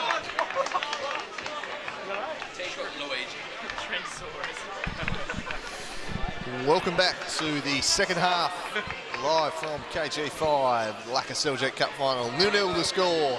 South Hobart and the Devonport Strikers playing out a pretty dour affair so far. Not a lot between them. Devonport would be the happier of two teams. This was absolutely the way they would have wanted it to go. Their game plan very much to frustrate, deny space to the South Hobart attackers, and maybe catch them back the other way late on in the piece. It's all not a plan so far. Doesn't appear to be any substitutions in the Devonport ranks. Interesting to note, their keeper, as Wigo pointed out, Nico Giansopoulos, didn't go into the room, just stayed out there doing a few drills, handling the ball and staying sharp during the break. An interesting approach from the big Canadian. Yeah, well, he hasn't touched it too many times in the first half, so maybe he just likes the feel of leather. I don't know. I suppose keep moving, keep your mind on the game. I mean, goalkeeping, very much a psychological position, very different, so you let them do their own thing. So just a few zebras, women out there, not taking part in this match, just a little bit of a photo shoot, in case you're wondering what was going on there, but spectators slowly dispersing, and the second half will begin with no changes. Yeah, Looking no at the changes South at all. side. Looks like it'll be the same as usual. Darcy Hall appears to have switched here onto the left wing again. Freddie Hess on the right. The wingers have had no real success getting him behind. The Devonport Strikers have been very diligent. A few players on a booking. Barnard, Brown, Kemp, all walking the tightrope in this second half. In a game that both teams have showed plenty of desire in. But there's been very few chances of note. The second half is underway, and the sun just causing a little bit of havoc there. Zupo Mulroney raffling who gets it.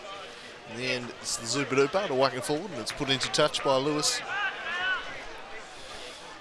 The sun in a real awkward position, just as it's setting here. Flicked on by Barnard for Gorrie to chase after, but Brown will get there first, and he hacks it high into the air. Hall and Blizzard duel. It'll spill into the middle. Foot race there between Kemp and Smith, and Kemp won it and then played a beautiful pass to Hess. Took a while to control it though, and slides it through to Quayle. Hess plays the direct ball into the box. Zupo and Lazinski going at it, the two Bulls. In the end, Zupo will whack it clear. Not Lazinski's best work. He just appeared like he might have a yard for a moment. Devonport now looking to break. Oh, wrong option there from Mann. He had Barnard bursting through the middle. Probably could have played him. Played the direct option instead, as is their way. He's Mann again. Kobe Kemp tight on him. Down the line they go. Dennehy given a task. Liam Quayle always favoured, although he's got himself in a little bit of trouble trying to see it over the line. Wouldn't carry, and then puts Lewis under pressure. Turned well, Lewis. Closed down by Blizzard. Gets the throw. Really put under pressure, but did well, did Lewis. They seem to be asking a lot of Dennehy at times down the wings. Play the balls out in front of him, just say, chase him, son. Yeah, it's a tough ask being a winger for this side. They do just whack it long and say run. He and Gorrie, to their credit, they do it all day. They chase those long balls. They work back in defence. I don't know what they run on the beep test, but there'd be pretty high numbers, I'd imagine, because they are two of the hardest workers in the league. They cover those flanks tremendously. Down the line they go, in the Hess direction. Smith sees him off and then work forward by Grattan towards Mann. They all jumped over it. Gorrie's in behind. Gorrie with a chance for Devonport. Takes a touch and puts the Strikers ahead. Adam Gorrie. He broke forward on the back. And he hammers it home. The Strikers take the lead. The crowd goes nuts. They want to lead the Strikers. South Hobart didn't deal with it at all well. The crowd's gone ballistic. And composed was Gorrie. Braden there saying get up and about. Up and about they are. It's Ken Morton looking concerned. Bounce. Farrell just runs over the top of it, worked him under it, and he took his time. He was composed. Wilson made himself big. There was nothing more he could do. A great finish and an error there from the Frenchman, Luke Farrell. He just got worked under it by Gorrie. And the Strikers lead. Morton looking to respond immediately. And gets the Bronx for his shot well wide of the mark. Devonport 1-0. The upset on the cards. And Chris McKenna, the king of Devonport, doesn't look thrilled at all. He knows there's a long time to go in this one yet. 43 minutes. Peter Saville cutting a stern figure on the sidelines. What a moment to open the half here. The Strikers take the lead in the cup final. They beat them 1-0 last time. And the game will really play to their strengths now. They can sit back. Well, they've got the ball here again. They whack it over the top for the run of Dennehy. Gorrie's in the middle. Dennehy chests it down. Can he get a cross in? Not one of any real quality. It's behind for a goal kick. You get the thoughts of Mark Wiggo Wakefield in the minute. He's just hammering away on the block there. But the Strikers with the early blow, and they came out, they pressured them, and South Hobart were just caught napping at the back. A couple of aerial balls they didn't deal with. And Adam Gorrie shows the benefit of that work rate that we were talking about. They're always presenting, always running. And when a mistake is made, they're there to profit.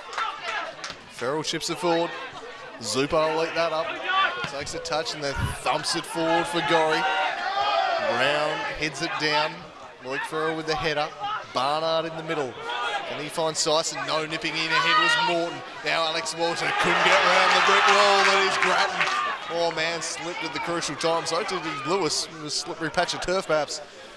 Denny switches the direction of the attack to Gorrie. He's one-on-one with the man he just beat for the goal. Can he do him again?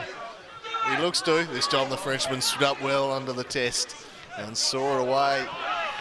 Zupo. This play's very un-South-like, isn't it? Just hitting it out of defence. Look a little bit rattled there, I say.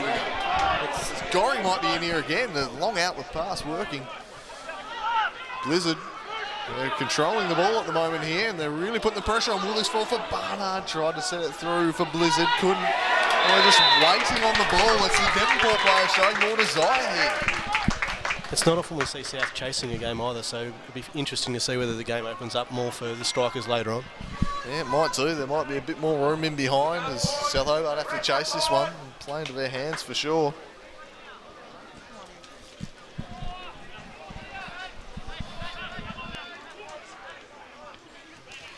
Zupo standing over the dead ball. He kills it in. Away by Kemp. Freddie Hess first to the fall of the ball. Controls it down, works it to Walter. He's got Morton bursting forward for him. This is opening up nicely. It's a 3 versus 3 at the back. But one of them was Joey Zupo. Oh, and then goes straight through Alex Walter. He's turning it on the big Canadian, the big centre that's doing stuff like that. You know it's your day. Oh, big Joey Zupo of all people. Reliably informed by a certain Damien Gill on the sidelines in the match reporting that Peter Saville was tearing shreds off Adam Gorrie at half-time, really getting into him, and that perhaps that goal was a real response. And that is one way to respond. Mulroney came through. Luke Farrell looking to atone by getting forward. Again, Zupo was there. He's a colossus at the back, this man. He blasts it into Darcy Hall. There'll be a throw in though. Lazinski out after this. Grattan again reading the play. Yeah, really first to the ball at the moment, the Strikers. Hess plays it in behind. Darcy Hall out against Big Zupo, and the Big Zupa-Duper wins the ball and out off Darcy Hall to boot. It's all coming up Strikers here at the moment. How's that for a little turn? Very fancy from the big Canadian. Oh, if you don't mind. All class, Joey Zupo. He's feeling it right now. The Strikers are up and about. They lead a goal to nil. South Hobart with 40 minutes to chase the game we go. It was a shame that he followed up with the disposal of a centre-back as well. Yeah, he certainly was very un-centre-back like that turn. Very classy. Here's Darcy Hall, works it to Walker. Still plenty of time for South Hobart to get into this game. They've scored 69 goals in 14 games this season. They know how to find the back of the net. Been 142 minutes of football against the Strikers. Haven't done it yet. They have not done it. Can they change that in the last 38 here? Here's a man who's going to have to play a big part. It's Nick Morton. He works well with Darcy Hall. Darcy Hall worked off it by Gorrie. They keep persevering though. In the end, Mulroney won it forward. Mulroney plays it forward, but a bit too narrow. The centre-backs had that covered. Dennehy unable to get on the end of it. I don't think I've seen a defence play this well before. They're just on top of every single contest you can imagine. Yeah, I've seen it once before, and it was probably the Strikers team. They are a phenomenal defence. The job not quite done yet, but you're right, they're reading everything. Oh, there's a classy little turn. A rare mistake from Syson, overcommitted. Can Morton make him pay? Oh, with a shot like that, he can't. I think Gorrie's just gone down injured on the side here as well. Well, that's going to be a concern. He's limping. Adam Gorrie goes down, but that's the first time we've seen Morton get the beating of Sison all day, I reckon. Turned him. The end product wasn't quite there. Gorrie stayed down. This will be a real concern for the Strikers.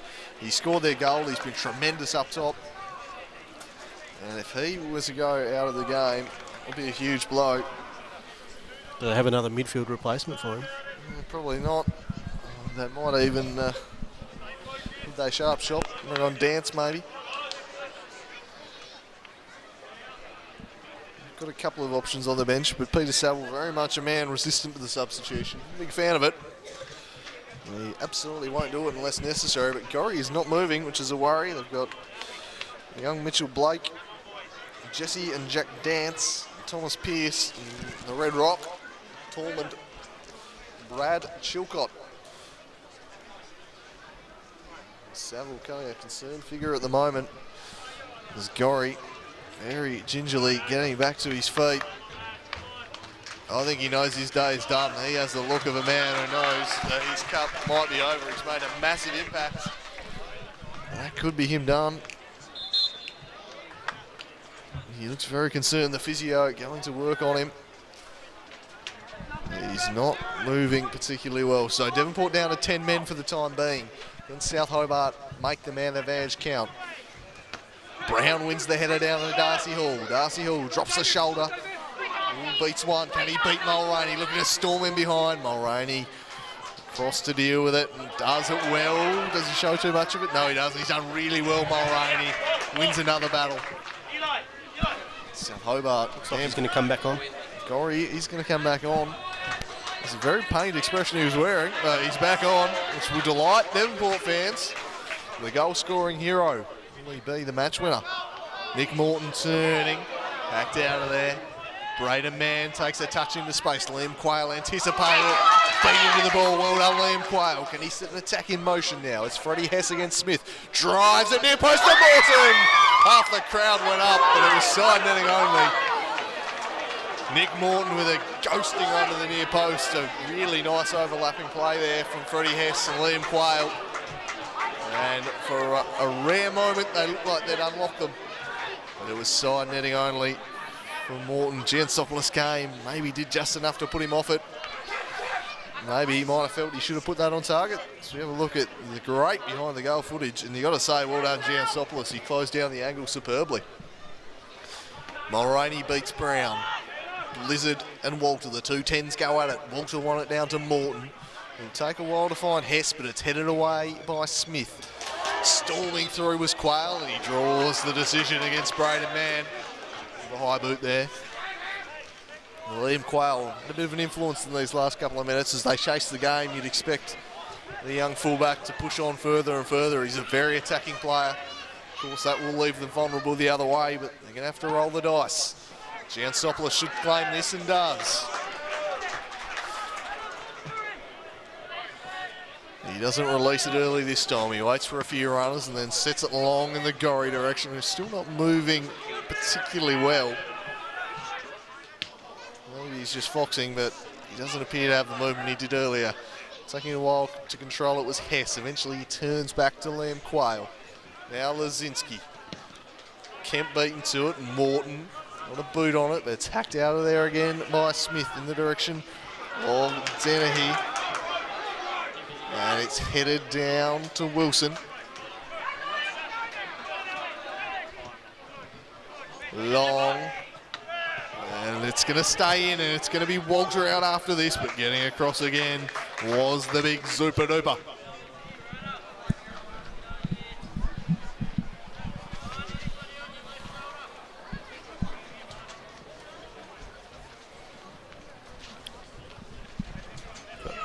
Like Farrell's going to take a throw in here. Throws it short to Hall. Plays it back to Farrell. And he's turned it over there, and Murray's kicked into his own player and is back out for a South throw in again. Farrell to take again. Oh. That's an interesting decision. It looked like it definitely came out of a striker's play there, and Farrell showed his frustration at the decision in throwing the ball on the ground, but came away unpunished there.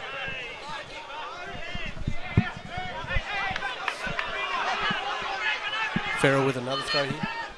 Arms getting a workout. Lazinski flicks on for Morton. Morton plays it back, but Blizzard's there to cover. His left-footed clearance is hacked away and ends up with Quayle, who plays it out to Hess. Freddie Hess in towards Lazinski, whose pass is slightly overhit. Chasing hard was Quayle. He's done well to keep that in. No, he hasn't. It's gone out of play. Really starting to bomb down that right-hand flank is Liam Quayle. He scored a brace last weekend.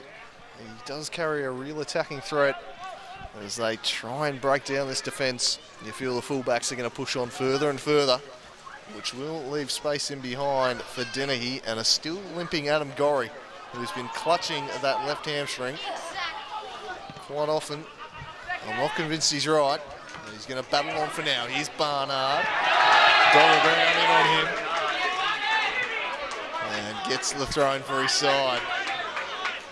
Donald Brown, one of those players you love to have on your team. Hate playing against. Crowd giving him plenty. And he'll give plenty back, don't you worry. Half an hour to go.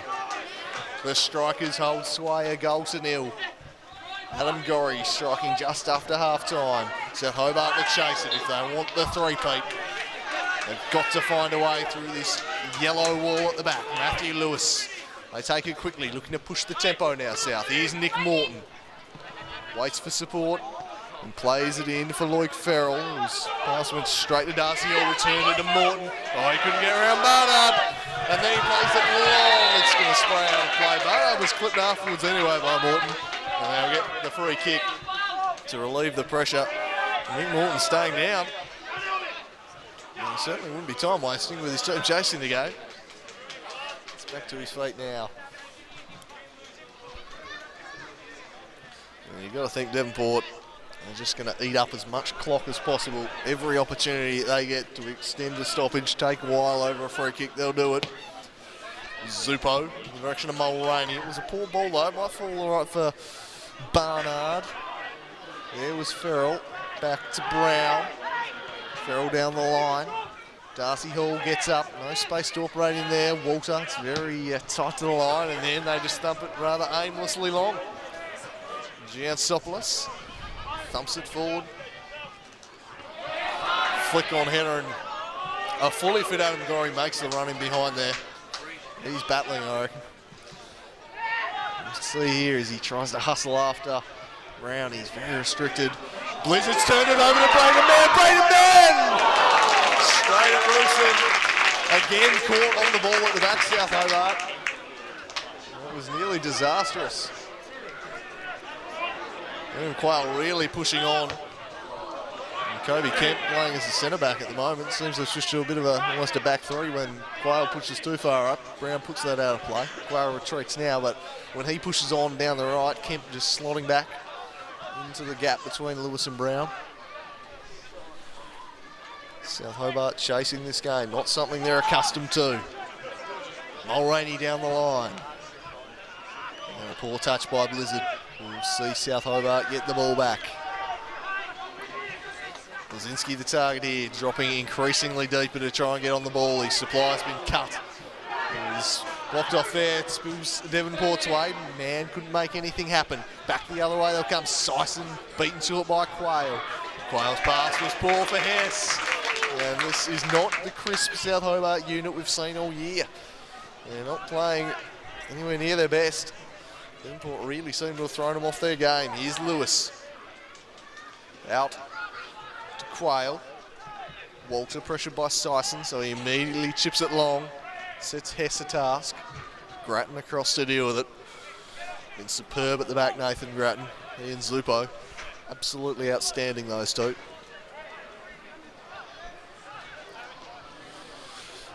Here's Lewis.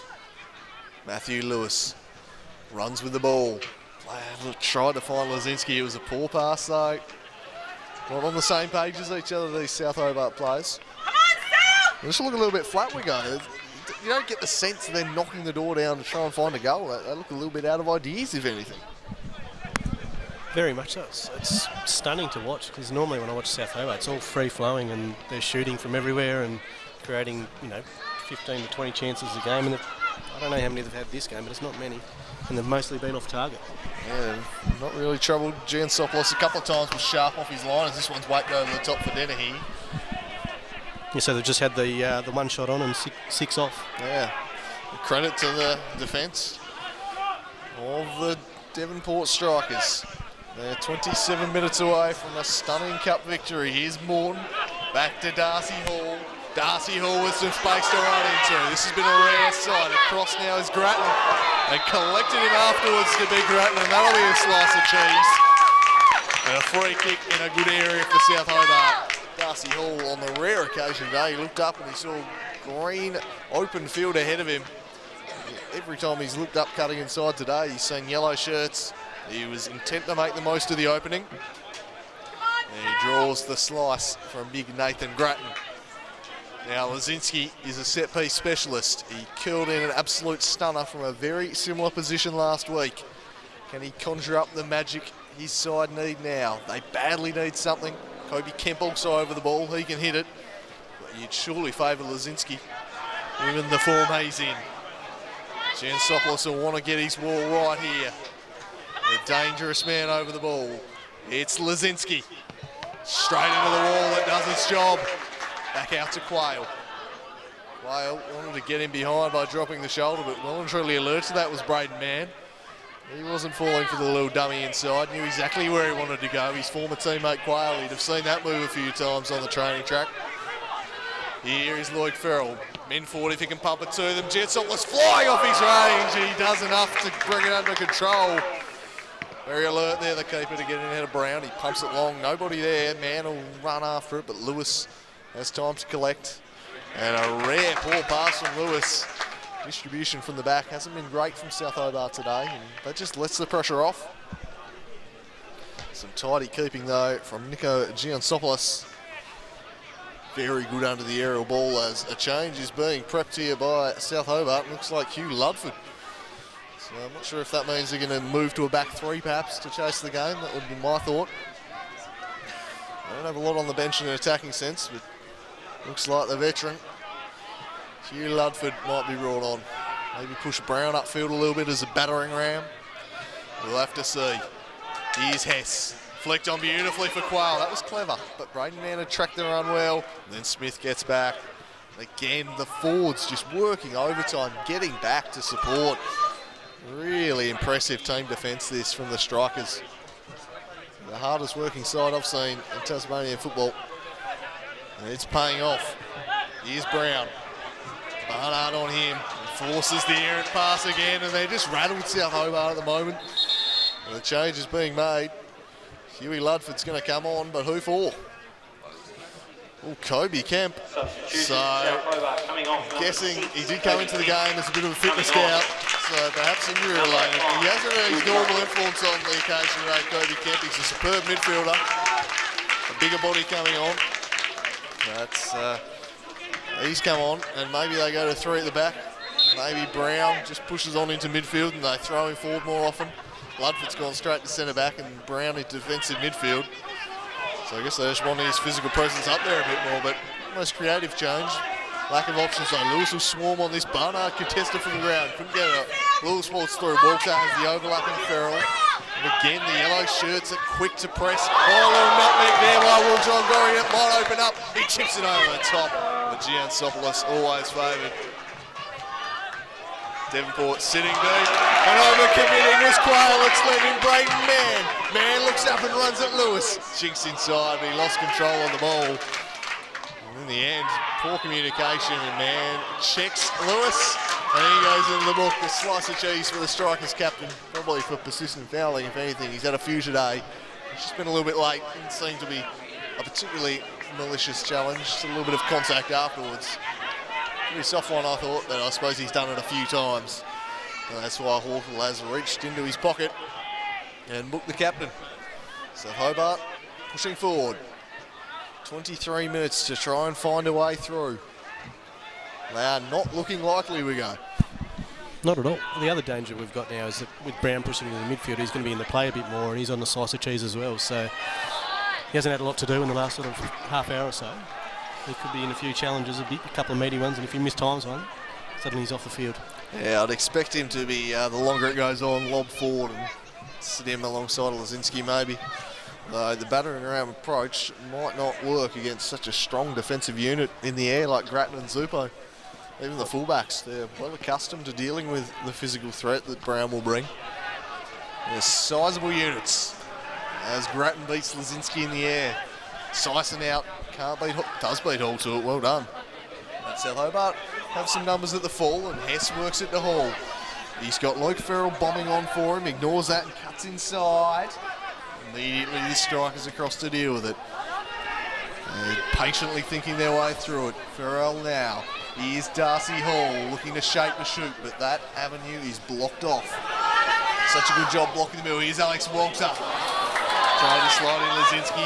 Sison beaten to it by Farrell. This is better from South Hobart. They're probing.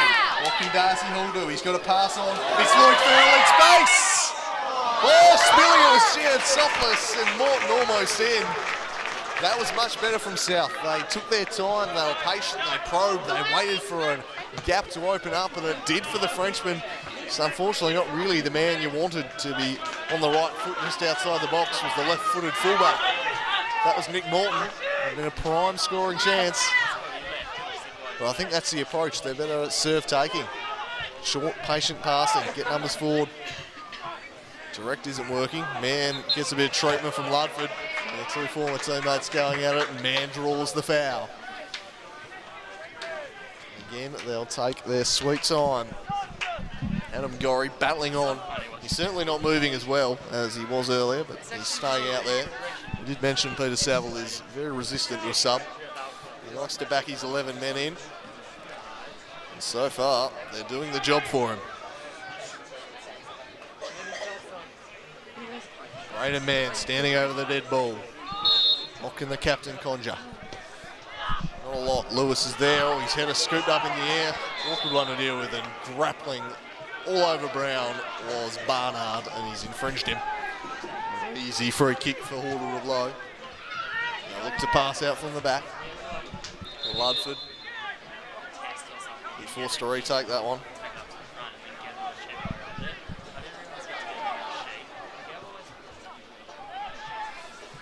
Flicked on by Quayle to Lazinski.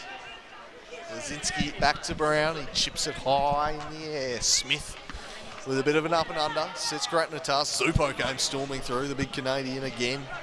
And Imperious at the back today. That's a permanent change they've made. They've dropped Lazinski into the middle and put Morton up top at the moment. Yeah, maybe. Try and beat them with pace rather than power. He had to do something to shuffle the decks. He's Gorrie taking a touch. Or just get Lazinski into the game somehow, because he's barely had a touch all day. Yeah, he's been well shackled, and again, every time he's got the ball, we've seen Grattan or Zupo jump up and get right up on him. He's done well though, Lazinski, this time, and this is building nicely. There are a few options. One of them was Hall, but Mulroney hooks it away from him, but you're right, not the worst idea. A few times last year when Braden Mann was there, we saw Lazinski dropping into midfield and have Mann as the striker, so not a bad way to try and get him involved. Here's Darcy Hall. Luke Farrell wanted to get on his left. Ends up playing it to Darcy Hall. He crosses into the back post where Hess was waiting, but floated over his head. He retreats. They link up nicely here, Quayle. Dennehy hustling back in defence. Lazinski turning. He's surrounded by shirts, so he spreads it wide. The cross will come into the Morton direction. Darcy Hall just lost his footing. No real suggestions of a penalty there, despite a few fans. Ludford and Man dueling, and floats over both their heads. We're coming together then. Incidental though. Perhaps intentionally incidental. You never know with Brown, do you? Squad.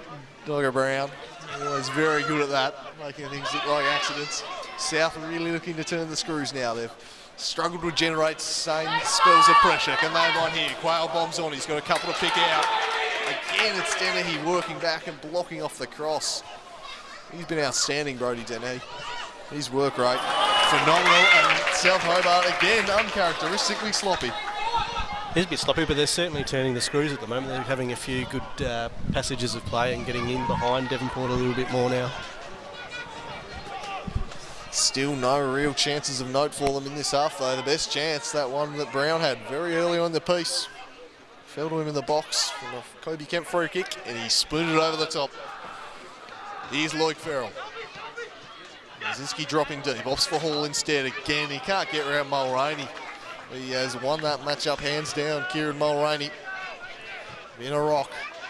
Good crowd here at KG5. As we head into the final 20 minutes of proceedings, can South Hobart conjure something? Morton. Hawk, sorry, beaten by Mulroney again. Farrell was there to support. Back to Ludford. Now Farrell.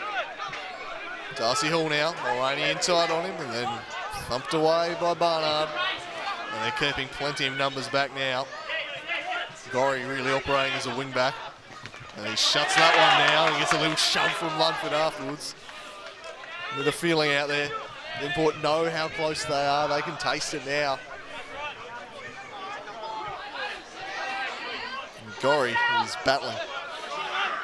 He looks very proppy, but he's soldiering on. Lloyd Farrell gets around him here, though. Back to Brown. All the way to Quayle. Back to Lewis. And Walter. Jinx inside. But he couldn't get around Bo Blizzard. Oh, poor pass from Blizzard. Getting a touch on it crucially was Farrell. And Gorrie, not quite as sharp as he was. He still wins the throw. Has Ken Morton got anything up his sleeve? The bench doesn't really present too many attacking options. Just wonder if maybe they erred playing someone like Scunthorpe in the Sculthorpe rather than the 18s. Yeah, it was impressive when he came on against City last week. I think he scored with his second touch. Someone with a bit of an attacking threat you can bring on. He's quick too.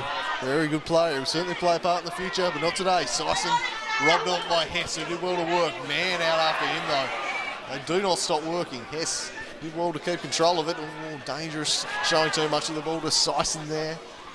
Lewis, they're struggling to play out from the back. Devonport doing a good job pressing them here. Here's Walter, operating wide on the right. Lazinski looking to turn and feed it through for Walter. Will it break? Zupo across to deal with it. He has been outstanding, Joe Zupo. Lazinski. Plays a 1-2 and storms onto the edge of the box. He crosses dangerously for more. Darcy Hall couldn't quite get a piece of it. Mulroney did really well there to get his body in front. Yeah. Just made it hard to get past him and did enough. Yeah, good call, Wiggo. He just got position. Subtle. Good spot that. So Hobart still pressing though. They work it down the left and it's a poor cross from Lloyd Farrell. No threat there. They squander a good chance. They have bodies forward. Just need to pick your moment a little better. Poor delivery. 15 minutes to hold on. Another change being ready, perhaps.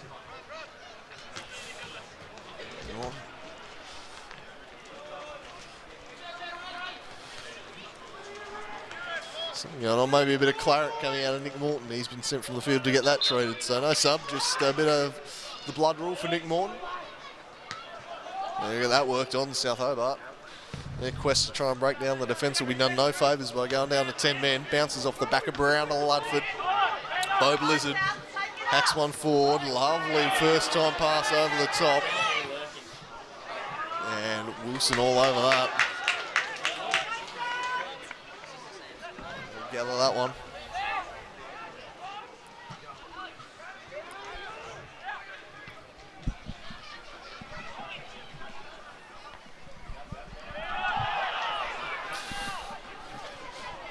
Here's Mann.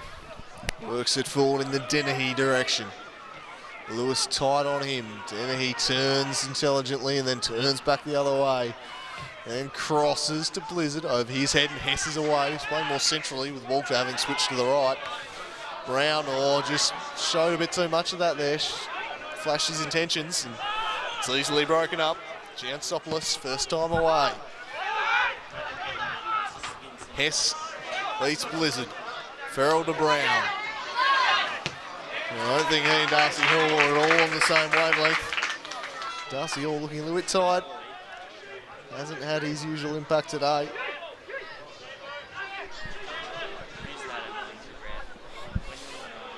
Ludford looks up. Darcy Hall. Dogger Brown wins the header, but there was no one running onto it, and Grattan can ease it away. Time quickly becoming an enemy of South Hobart now. They have not looked like breaking them down this half.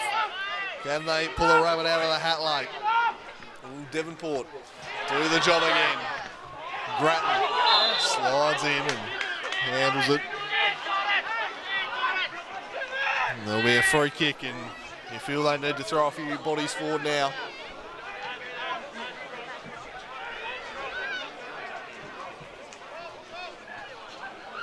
Nick Morton standing over it. What can the Morthog do? He's a game breaker. Can he break this one back open for his side? It's a pretty imposing defence they need to find a way through. Nick Morton steps up and curls it in. Gets a touch on it. Oh, skewing horribly was Walter. Still not away yet. Now it is by Dennehy. He was looking threatening for a moment, but again the strikers repel them. That yellow wall has stopped them. Here's Lewis charging forward. He chips one. This time, unlike last year, his little chip through won't float into the back of the net and be his side salvation. The quick out did well to find Braden Mann, and Dennehy's up in support for him. But well read there by Lloyd Farrell. Plays it centrally to Brown, but once more it was Syson cutting it out. Gorrie just can't move as efficiently as he'd like. Couldn't get to that one.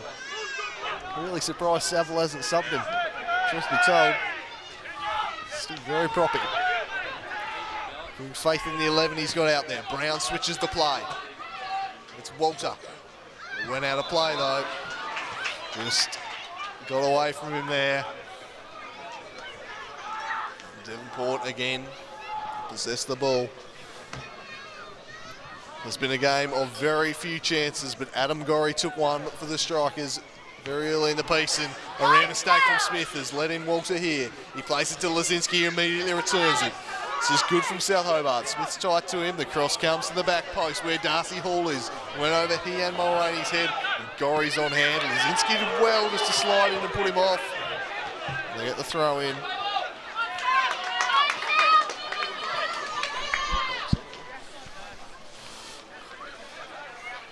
Lazinski won't get there. It's whacked away by Barnard. Lewis to Ludford. They sit off Devonport. Hugh Ludford charges forward. Hall. Back to Hess, back to Hall. Spins around one. Darcy Hall, lovely piece of play. They're still going as Darcy Hall. He's got space. Can he fire off his shot? Mulroney stuck with him the whole way and blocked it. Superb Kieran Mulroney. He's been a mountain at the back. And he denies Hall again.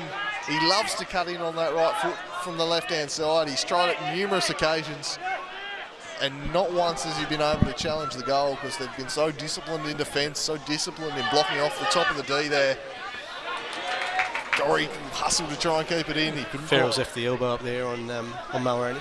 Yeah, just left a bit on him, and he's going to stay down. Don't you worry, he'll milk this one.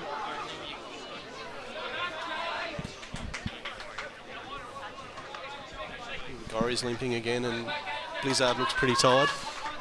Blizzard wouldn't have played a lot, as we see big red rock, former Giants mate, aka Bradley Chilcott. Or we see the big Uluru, the man of many nicknames. Will he come on?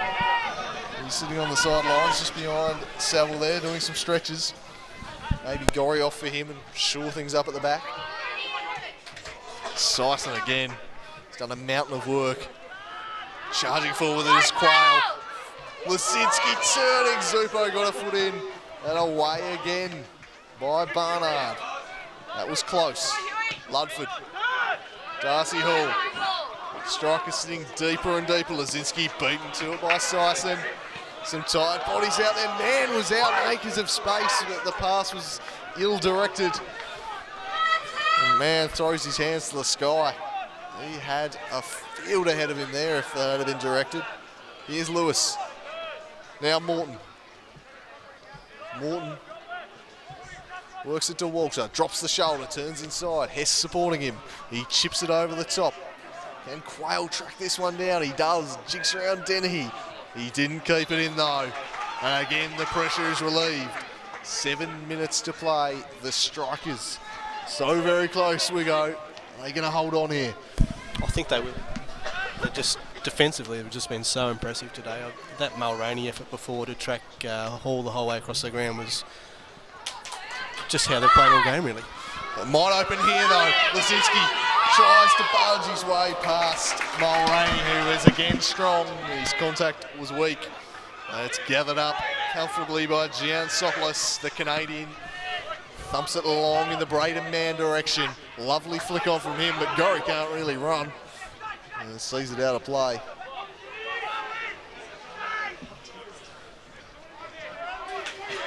Time ticking by.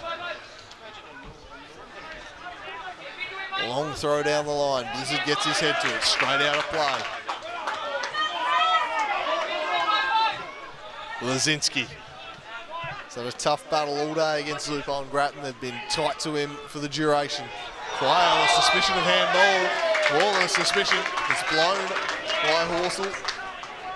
And that will break up any momentum they hope to build there.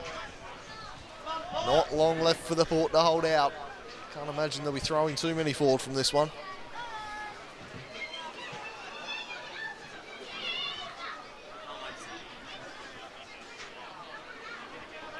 Joey Zupo standing over it. Might just sit this one up to the back post for Barnard. He's got a man in the middle if he wants.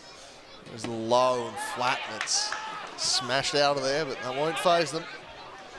They can continue to take precious seconds off the clock. Not too much longer to hold out. They shut them out at Darcy Street 1-0. Are they on the verge of a repeat? The biggest day of all, Lakoseljac Cup final, 5 minutes away from the trophy and the FFA Cup spot. Lovely turn that from man. What beautiful skill. He's just trying to eat up time here and win a corner, and he succeeds. Really well done by Braden there. Turn one way, then the other, and then back the other and wins the corner. Very clever. He might want someone just to present short so they can repeat the trick here. No one alert to it. Grattan, surprisingly for mine, is coming up. And the crowd yells out, stay back, Grattan. They win the throw, but I'm surprised that Grattan would push on. He's immediately been sent back. It was a surprising move to see him bombing forward. Not really the time for that, I'd have thought. Very much the time of just sitting on the lead. No need to try and extend it.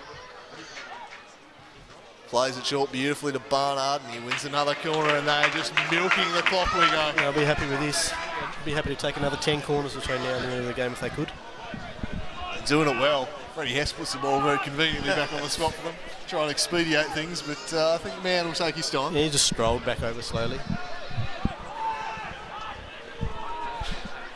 He's on a booking, otherwise he might just wait until he got himself cautioned. But he'll curl this one in this time. And ball in the direction of Barnard, who fouled Bloodford. And that will relieve the pressure. They've eaten up a good couple of minutes with this sustained attack, Devonport. They've not got long, South Hobart. They're reaching last chance saloon time now. Yeah, we imagine they'll be pushing numbers forward and going to be even more susceptible to the counter. I reckon Brown will just stick himself up top. Indeed, surely they can't expect a long ball to work, though. Oh, they don't really have time to patiently work anything. This is exactly what I'm talking about. You've got Grattan just on his own, headering away. Yeah, just going to eat that up, and they have all day. And who's going to out-jump him and Zupo at the back? Well, 86 minutes they've struggled to find a way to break down this defence. They seem out of ideas. Can they pull a rabbit from the hat? Lazinski beaten to it by the outstanding Sison again, and he even wins the throw. What a game he's played. Daniel Sison, a terrier, sitting in front of the back four, nipping at the heels, cutting things out. You can see why they're so hard to break down. You've got him in front of that back four. Blizzard's contested well. He's filled Joel Stone's sizable shoes pretty well, but South Hobart aren't done with yet. They switch it out wide.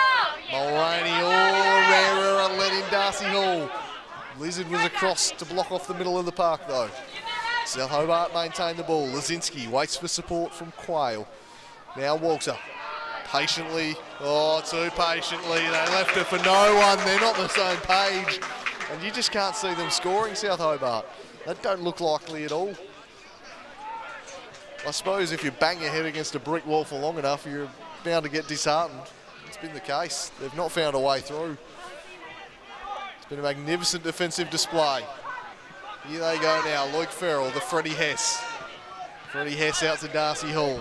Immediately the yellow shirts across to him. Darcy Hall cuts back inside, waits for support. It comes from Morton in deep areas. Morton squares it to Hess. This is promising. Hess is going to have a hit from range. But it was always going over the top and not threatening the goal of Giantsopoulos. It remains 1-0. So we have a look from behind the goals and never troubling the big Canadian. 90 seconds away, plus some stoppage time, as we see a substitution finally being readied by Devonport. There'll be dance coming on, I think. Into here is Darcy Hall. Drops the shoulder. Mulvaney out across to deal with him again. Can he find an opening, Hall? Plays it back for Lloyd Farrell. Drops it short. Dogger Brown. They're thinking their way through it. Patiently trying to draw him out of position. They work it to Quayle. Everyone forward now for South. Last roll of the dice, perhaps. Walter shut down again by Smith. He's been superb. It didn't go out. It stays in for South. A pocket of space for Quayle. He drops it in the Lazinski direction, but Blizzard was there and he whacks it away. Not long left now for South. And they conjure something. Morton out wide. Walter couldn't keep it in. They'll lead up more seconds. And finally, the substitution. And Gorrie finally going to make way. He has been absolutely superb. He might be the cup winner. He scored shortly into the half. And he's going to be replaced by Mitchell Blake in a hero's reception from the Devonport faithful in the crowd. He might just be the match winner. Adam Gorrie, just the 2 minutes, 120 seconds. Can South find something late? They've not looked likely. Devonport on the verge of a stunning cup victory. It's punted forward by Blizzard. Farrell out after it. He'll sit for him. He's just got to get it forward. He does just that. Route 1 football. Brown and Lazinski there. So too was the Zopa Dopa. He's away only as far as Hess. Oh man, working back hard. Did well to put Hess off. South Hobart with the ball. Everybody forward now. They chip in the direction of Brown. Again, Mulvaney was there. Away by the substitute and then thumped down the line. It couldn't stay in. And a chance for South. Last minute of action. Is there a final twist in this tale? Or will Devonport be Lakoseljac Cup champions? They've been sublime at the back for 91 minutes. Surely they can hold on 41 more seconds. Long in the Lazinski direction. Who got the last touch? It was Lazinski. It's a goal kick and that could just about be it. We go. Take your time now, surely. Even get a slice of cheese. Why not? Get a slice of cheese, come down with some cramp. Anything, just thump it long. That might be that. He's eating up every available second. Yeah, look at this. Perfect from Giantsopoulos. The Canadian, a wily customer, and now he thumps it long. And going now was Barnard. And a foul is given, and that'll be that.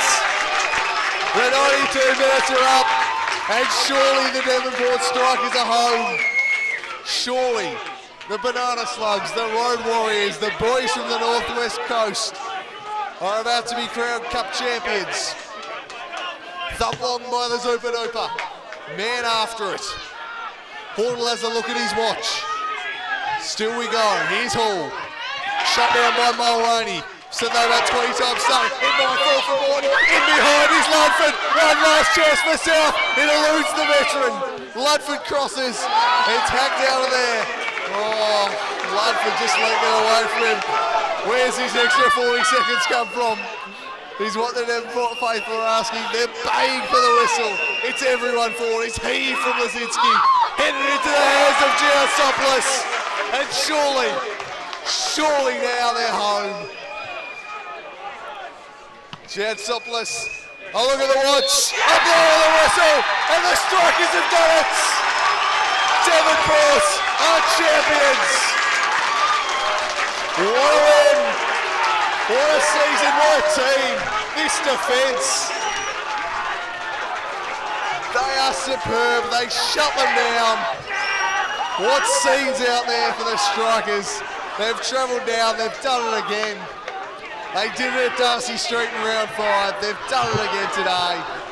There is no way through the yellow wall. They've frustrated South all afternoon. And Adam Gorrie, the goal-scoring hero, took advantage of one of the few, if only, actual chances of that entire second half to win the game for his side. The Devonport Strikers, Lakoseljac Cup champions for 2016. And joyous scenes out there. They're off to the FFA Cup. It will be the Strikers on the national stage, live on TV. And what a performance that was. They grounded out. They just drain your will to live if you're an attacking team, I reckon. You just can't find a way through them. It just must be the most frustrating team to play against because there is no way through, we go. It's incredible. I just can't believe they've really stifled South Hobart here today and on the biggest stage of all, and then they get to test themselves on the national stage now. So it'll be interesting to see whether their defensive strategy holds up against some better attacking sides. It will be a question for another day. This moment is all about the Strikers and their triumph. What a victory. They have been outstanding. We'll go now to the presentation. It's been Andrew Cooling and Mark Leo Wakefield bringing this one to you. We've had a ball. The Strikers are champions. Bye for now.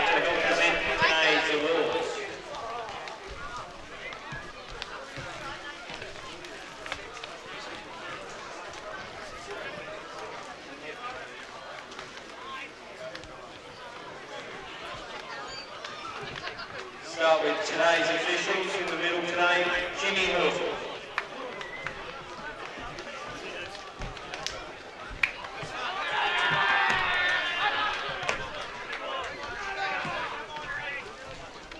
Brenton Copper.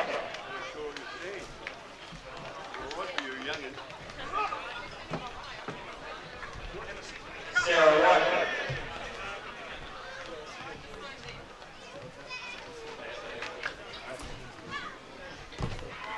Stuart Reid.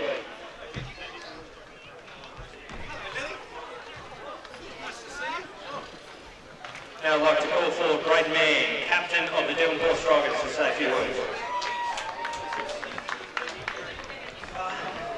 First of all, I want to thank the crowd for coming out. I think it was an unbelievable game and heading for a cup final.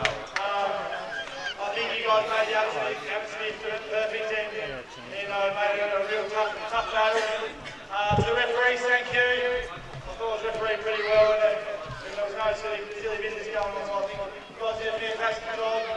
And thank you to South Hobart. Obviously you guys have been the benchmark and you've experienced the FFA Cup. So you guys are an awesome team and wish you well for the rest of the year. To our boys, it was one hell of an effort. Not the prettiest, but we got the job done. And honestly, I think we deserved it. So now we look forward to the FFA Cup and hopefully representing Tasmania well. Thank you. Great Man, thank you to go first today. First of all, my pleasure.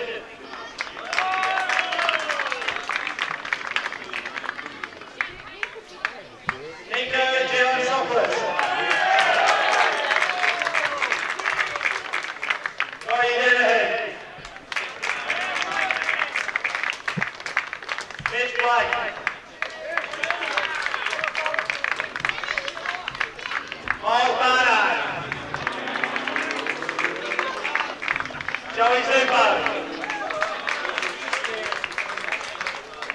Daniel Tyson. Adam Gorrie. Kieran Mulroney. Nathan Grattan. Tom Smith.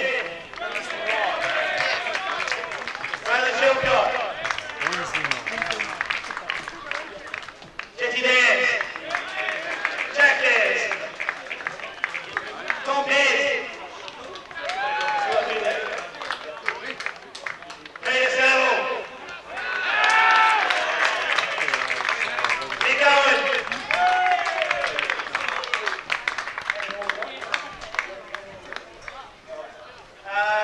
Chris McKenna. Leo Devonport, there's one. And we'll have one for Joel Stone.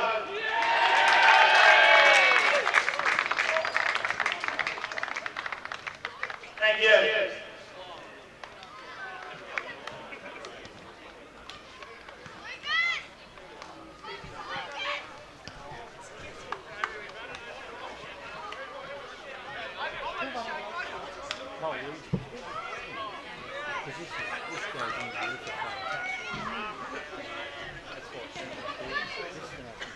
Ladies and gentlemen, your 2016 Lakoseljac Cup champions, Devonport Strikers.